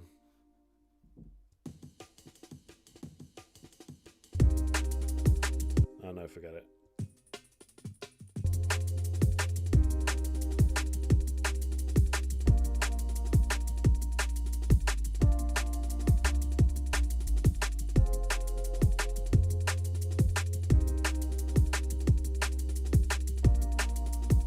So one thing I was saying at the beginning of the stream is that these chords right now, they're all triads, meaning you've just got 3 notes per chord, right?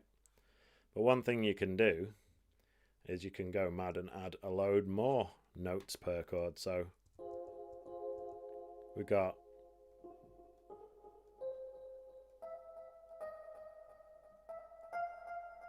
could add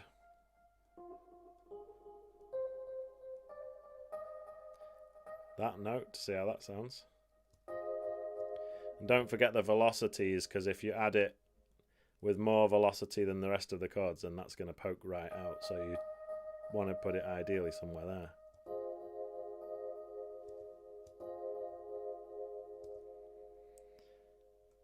So let's have a look at some of the answers. Jamshahid, loved the shape it's taking. Thank you, man. Yeah, it's all right. Ben, I like to use Amen snares as ghost notes. That's a good idea. David, another good week. Getting on with preparing a track for vocals. Amazing, I'd love to hear it. And Ben is also saying that he likes to put the Amen front and centre chopped and screwed.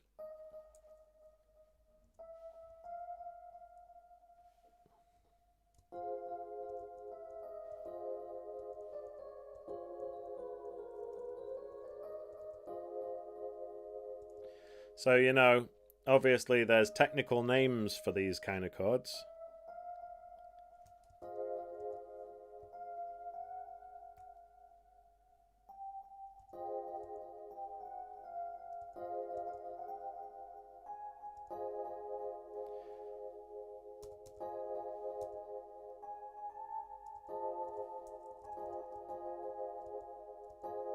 And sometimes you can do this sort of stuff.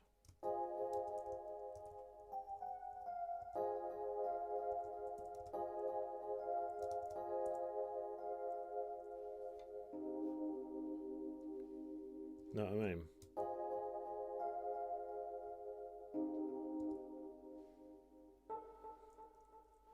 So this one goes. So you could put one there.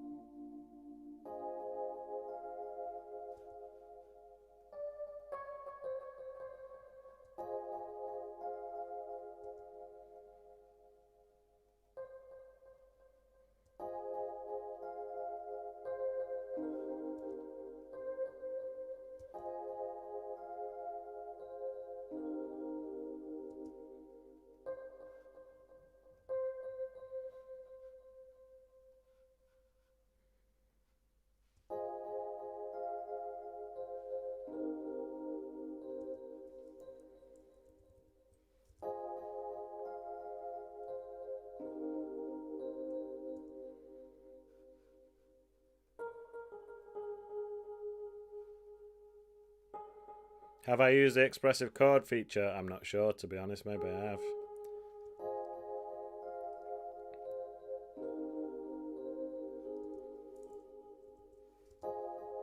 I know I've got the keyboard right there. But I'm kind of getting into just putting in some notes, you know what I mean?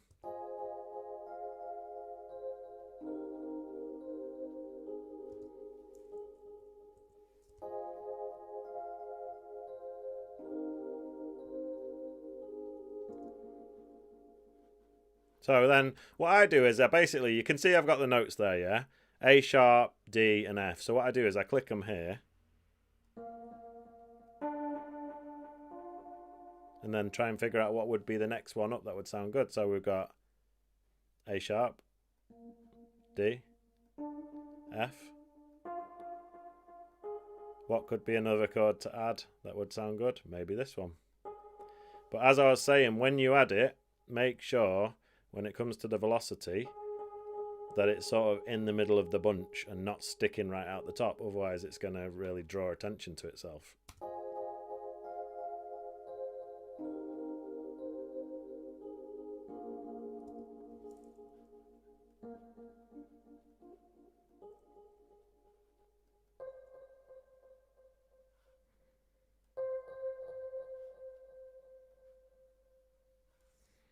You know.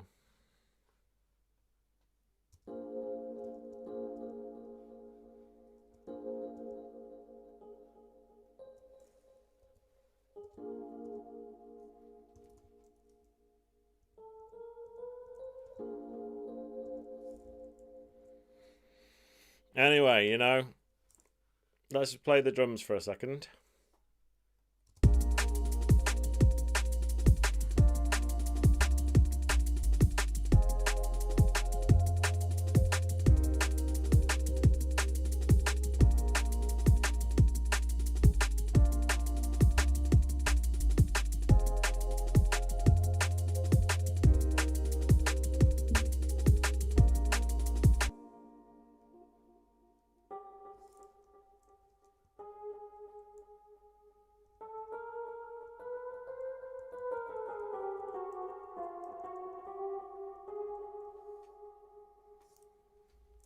as I've said on previous streams, that I am, needless to say, not a classically trained musician, and I don't really know half the time what key I'm playing in and what chords I should play, but I do know by ear. So what I do is put stuff in and ask myself, does that sound good or does that sound terrible? And that's basically my process.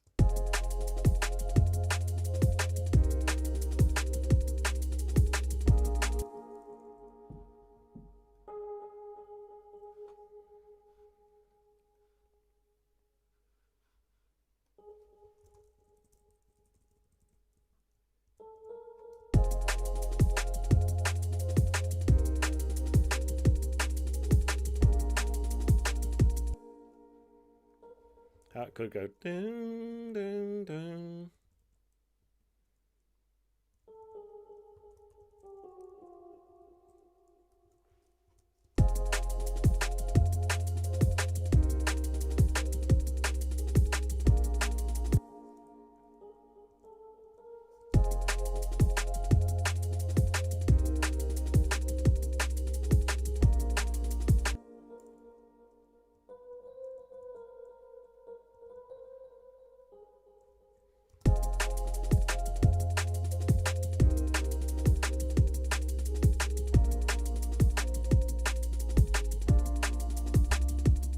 I do think that this should be repeated over here.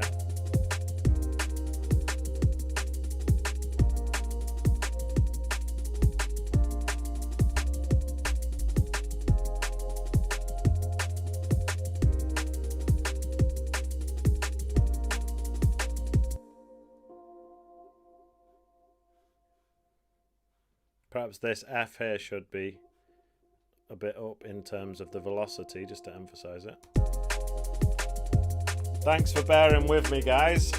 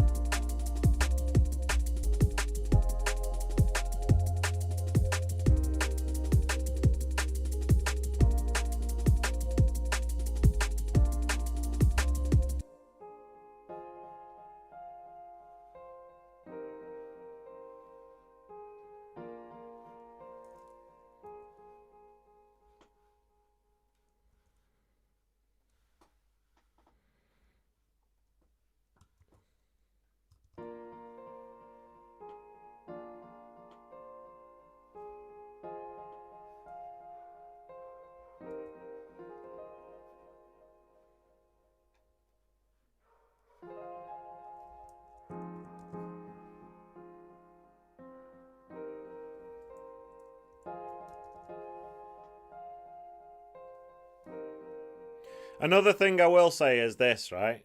You know, I was saying before about it starts off as a triad. So it's the F, the G sharp, and the C. And that's the F minor chord, right? One thing I try not to do is, if I'm going to add another one and another one, I try not to add another F sharp and then another G sharp and another C. Because basically all you've done is just played the exact same chord further up the keyboard. So I try to add something else that wasn't in those original three. And that's why I went for the D sharp, you know.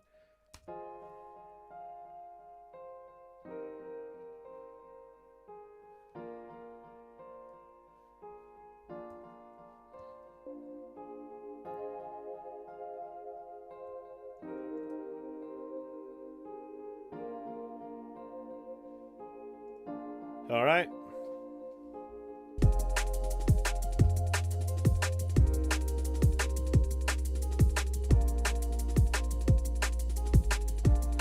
I've spent way too long on this section. In fact, it's 5 to 10. So that means I've spent an hour and 55 minutes just coming up with an 8-bar loop. I'm sorry about that, guys. I obviously should have been doing the arrangement by now.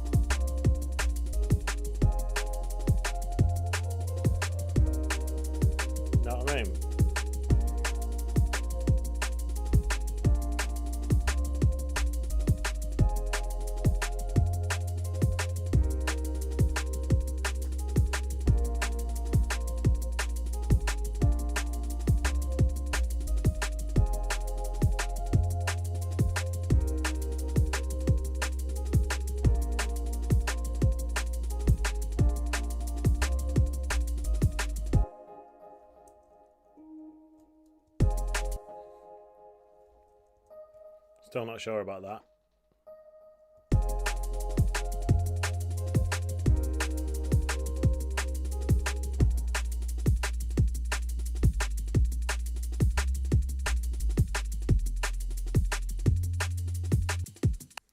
And one thing I always chuck on is the tape saturator. So why not just make it a tradition?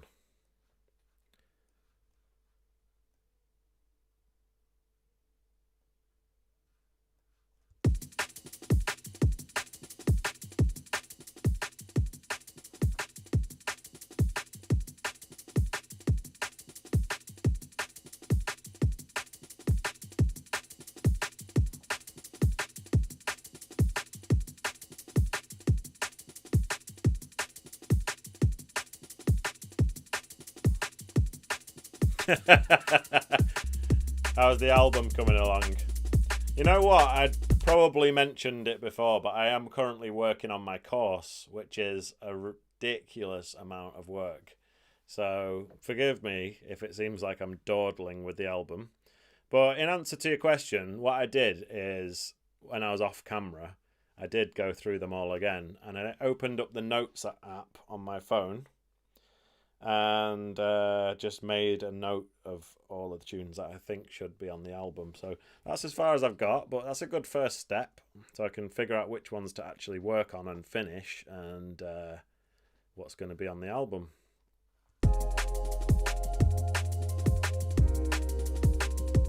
Oh yeah, and there's these melodies.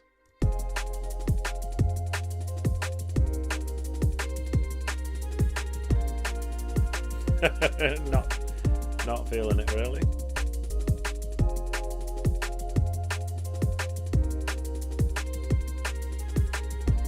Probably should have kept it as an ocarina.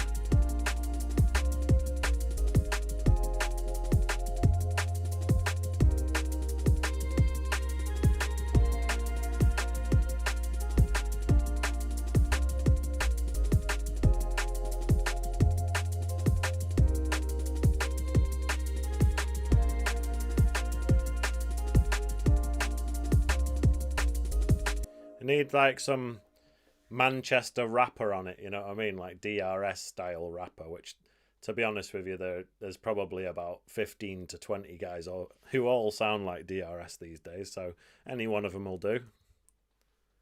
I can even do an impression of him myself. Let me know if you'd like me to do some MCing on one of these streams.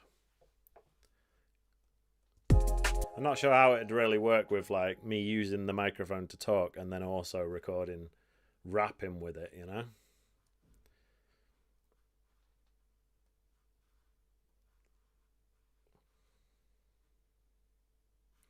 Alright, so I feel like I've tried to do the pad several times and kind of failed, but now I'm just going to go into my production folder and just literally type in pad and then go through some of these and see if there's anything that catches my ear.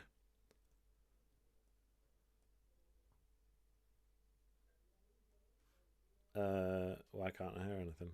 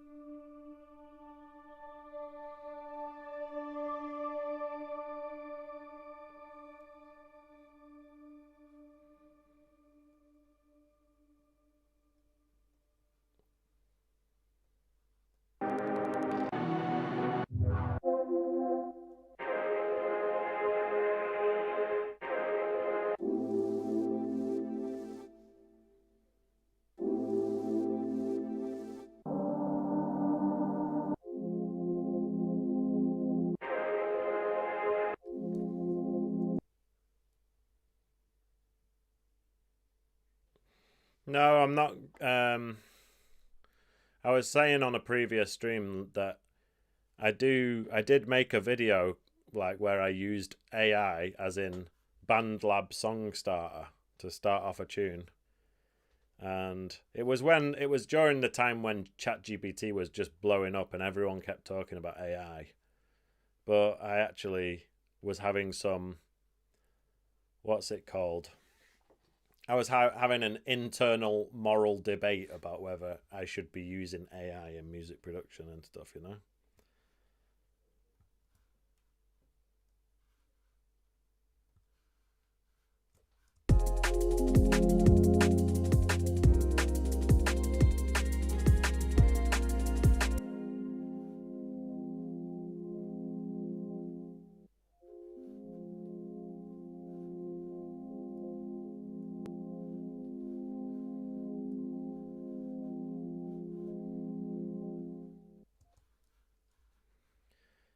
So I've just thrown in a pad sample and then just really time stretched it super long. And don't get me wrong, by the way, I know that a lot of the stuff that like Ableton Live is doing under the hood is probably AI or some kind of algorithm, which is using a neural network. I don't know how it all works, you know. But for the time being, I want to try and keep it human, have as much human input as possible. Because if we're not careful, then the robot's just going to do everything for us, and then what's the point in us sitting here?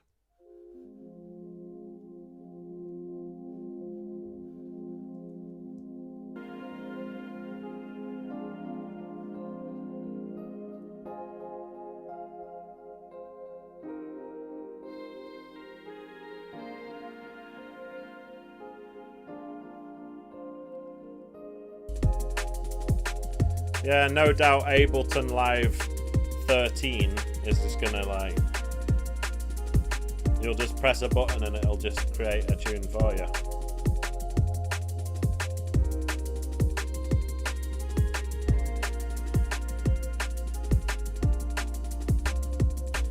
So here's the sound of the pad I've just chucked in, and obviously it's kind of more of a subtle background atmosphere type one, this one. But I do like the sound of it.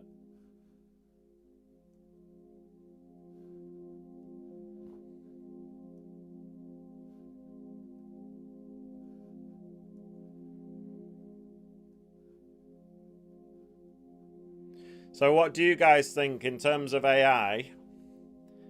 Let me ask you a question. In terms of YouTube videos like mine, tutorials that show you how to make music in Ableton Live, how far off are we from me just being completely replaced by a robot that tells you exactly what to do? And the robot YouTube channel can just literally churn out hundreds of videos a day with barely any effort.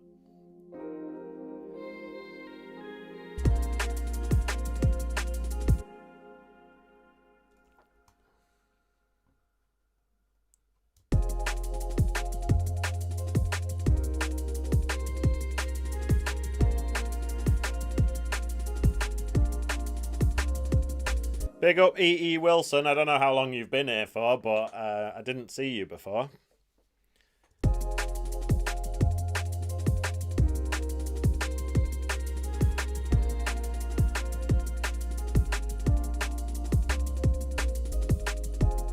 I'm not going to MC right now, and I'll tell you why. Because one time when I was doing a test recording, so in OBS I've got the music on one channel and the mic on the other channel, right?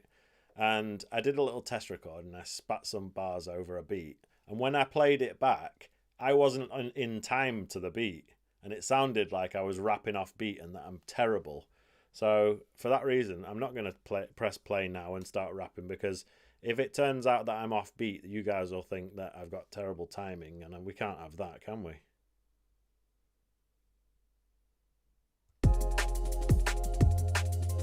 Don't get me wrong, I use AI, I use ChatGPT to help me plan things and stuff. But I would never use it to write the script of a YouTube video, because I will literally just sound like a robot. Which, let's face it, I already do.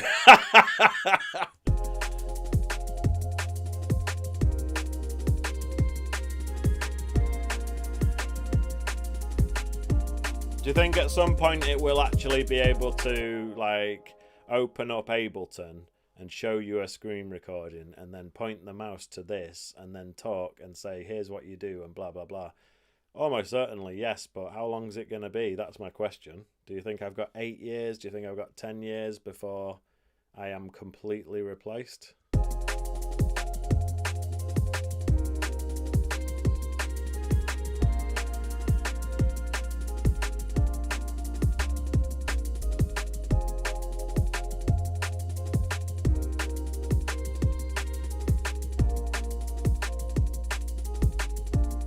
And one thing I want to say is that when it comes to making music, you do a lot of trial and error, right? So if you're thinking that some of these melodies and sounds are pretty cheesy or that you never put them in a tune, well, I feel the same way. This ocarina track, for example, is very close to being deleted. So what you do is you just add layers. And as the tune progresses and as you build it up, you might say, actually, I'm not feeling that melody anymore. I'll just delete it. And you do actually have to be kind of ruthless with what you delete and what you keep. And if you are a bit nervous about deleting something and then saying later, oh, no, I wish I'd kept that, you can always do a save as and make a different version. And speaking of saving, I haven't even saved this yet. Can you believe it? We're 2 hours and 8 minutes deep into making this tune and I've not pressed save yet. So don't be like me, guys. If you're making music in Ableton Live, save regularly. And you can even like do a save as and make a different version.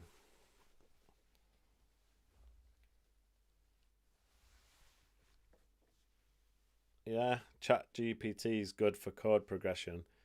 So what I did, by the way, the video that I made for my channel that was AI. So it's this thing called BandLab Song Starter. And obviously it doesn't have liquid drum and bass as one of the genres you can pick from. But I picked lo-fi hip hop. And what it did is it gave me a pad and a kind of a chord structure. And then you can either export it as MIDI or as just like WAV samples. And then I just put them into Ableton Live and I made the drums and the bass and everything and turned it into a liquid drum and bass tune. And the video flopped, no one watched it, and eventually I deleted it from my channel.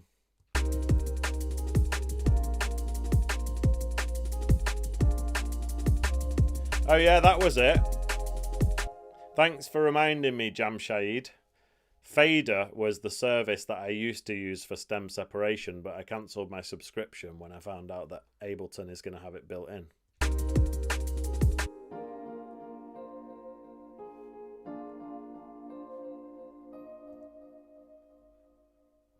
All right, let's have a look for some more instruments then.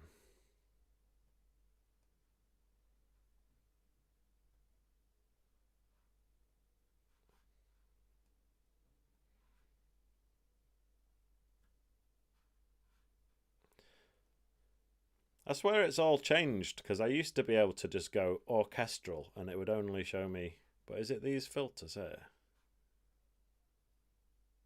Oh yeah, sounds.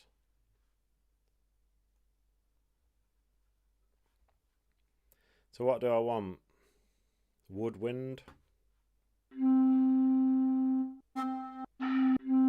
Should I try and throw in an Indian flute?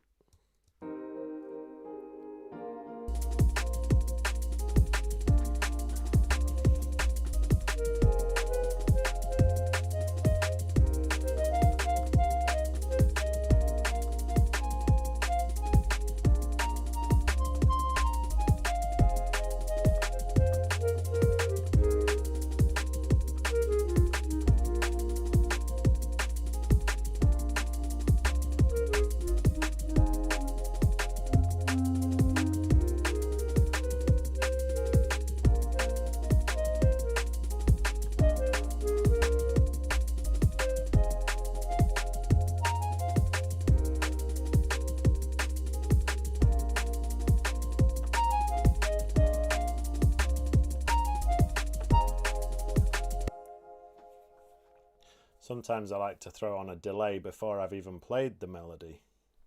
So let's do that.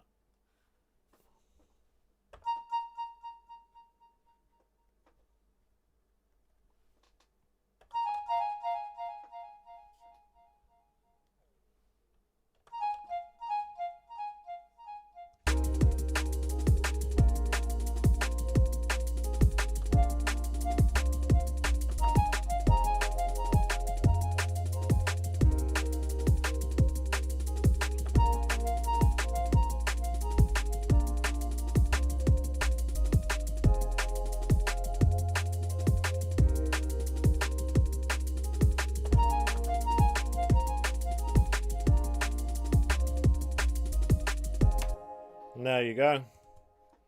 3 notes.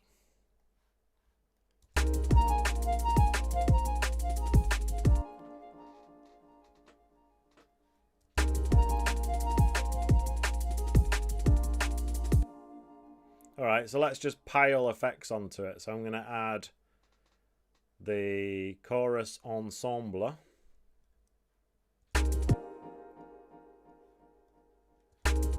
I'm going to add hybrid reverb.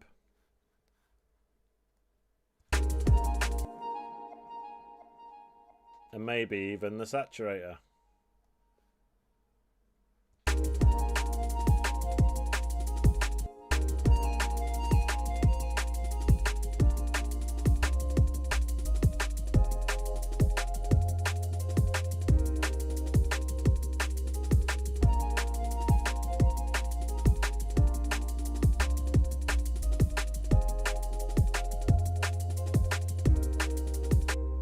I was just thinking,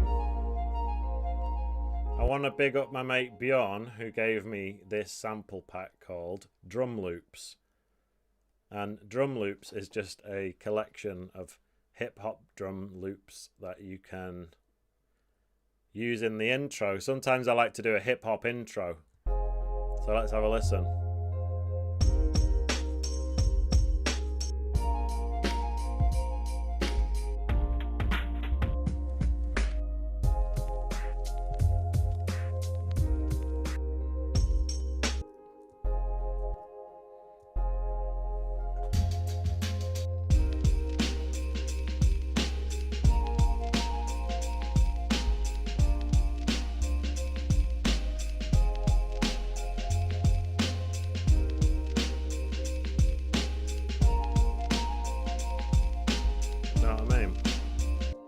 Right, so let's just use loop self, and I better get a move on because I can smell some delicious food coming from the kitchen, and I basically have to arrange this tune in record timing before it's time to eat.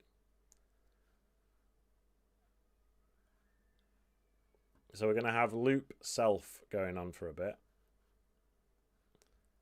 The drums and bass should be moved to the wherever the drop's going to be. Oops, sorry. All this stuff, I'm just going to grab it and move it over here to bar 33.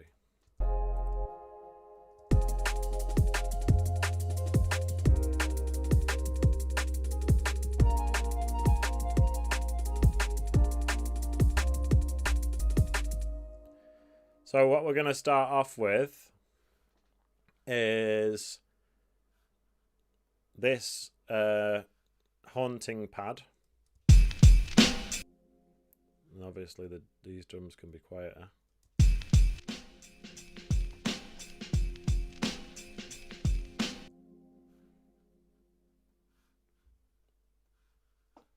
And maybe this pad could be a different note.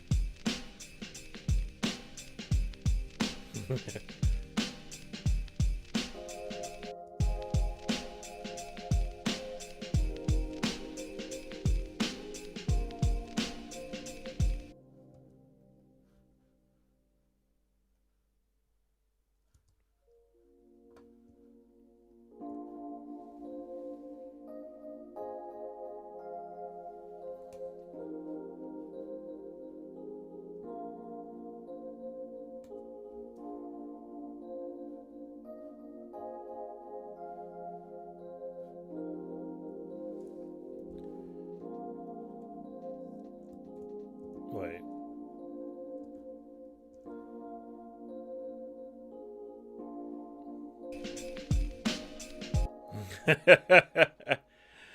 Ben said, This has made putting up the Christmas lights more bearable.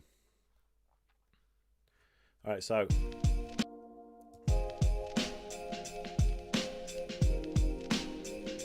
are we going to have the Indian flute?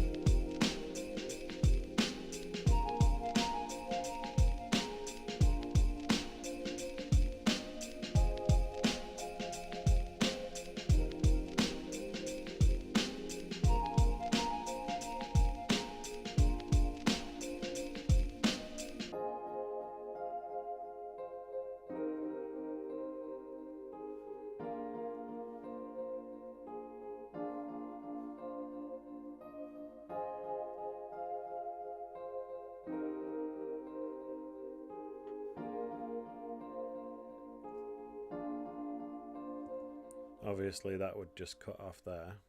Does the last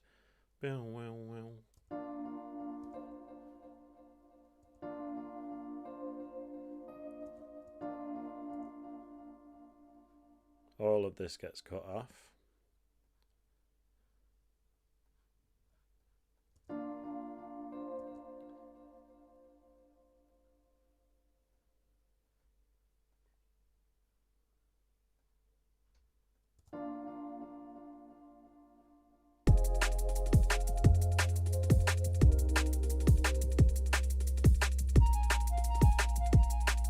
Maybe the Indian flute could stay.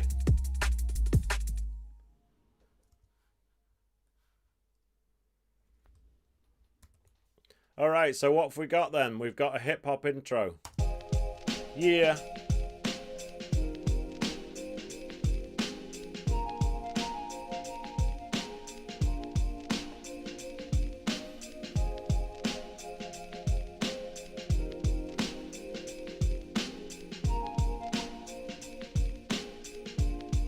Alright, and then we've got these.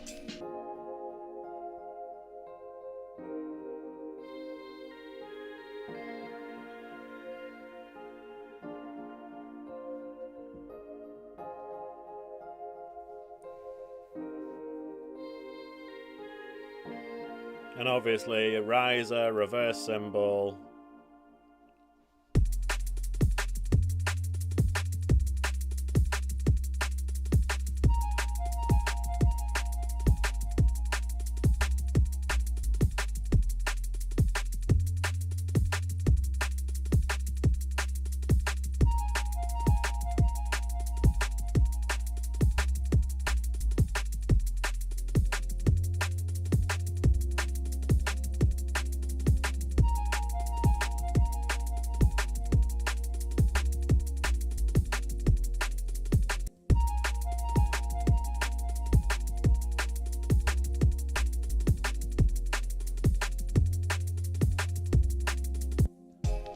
Filter on the hip hop drums.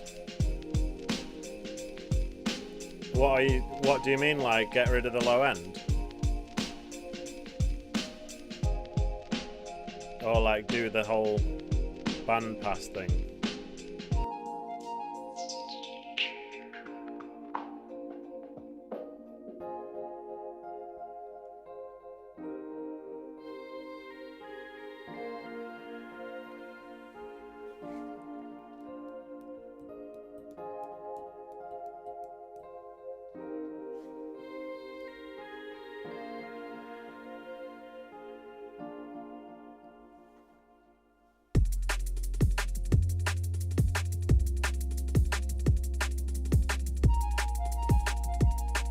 Alright, so the pad isn't playing the right notes, I know that.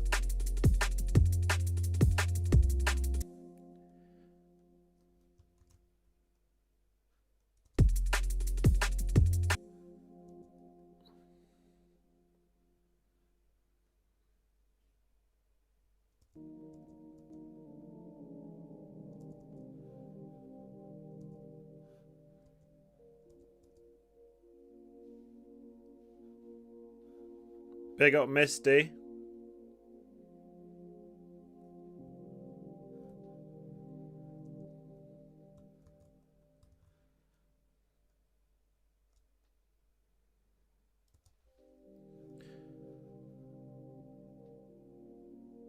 And one thing you can do, I mean, I wouldn't recommend putting your pad together in this way anyway, but if you did want to, you could crossfade the sections into each other. Ugh, why is it not working? Anyway, you know what? I'm going to have to go in a second. But before I do, let me just show you something called automation. So what automation is, it's a way to make any control within Ableton Live, almost any control, move itself automatically. And the way how you get into the automation section is just by pressing A on your keyboard. Now what you can do is, you see this red line? This red line corresponds to any control that you touch. For example, if I go to the auto filter that I just put on the hip hop drums, and if I just click the frequency, now this red line there represents the frequency. So one thing you can do is just subtly turn that down. And what that'll do is, see how the red line's sloping downwards now? Now watch what happens to the auto filter as that red line progresses. See how it's going down?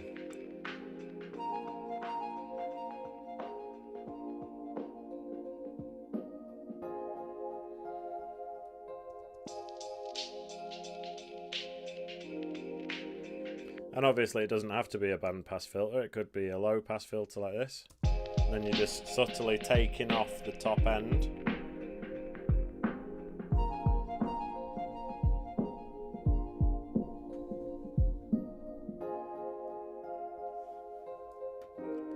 And obviously there's a lot more that needs to be done with this tune, so perhaps I could come back for a part 2. But right now, I have to admit to you that I'm absolutely starving. So, big up everyone who's locked in. Thank you all so much for joining me. I hope you've enjoyed this stream. And, you know, obviously the tune had good bits and bad bits. But anyway, if you want to support the channel, you can click the join button to become a member of Grace Nation. And I also have a Patreon, which is linked below in the description. And stay tuned for new videos coming out soon.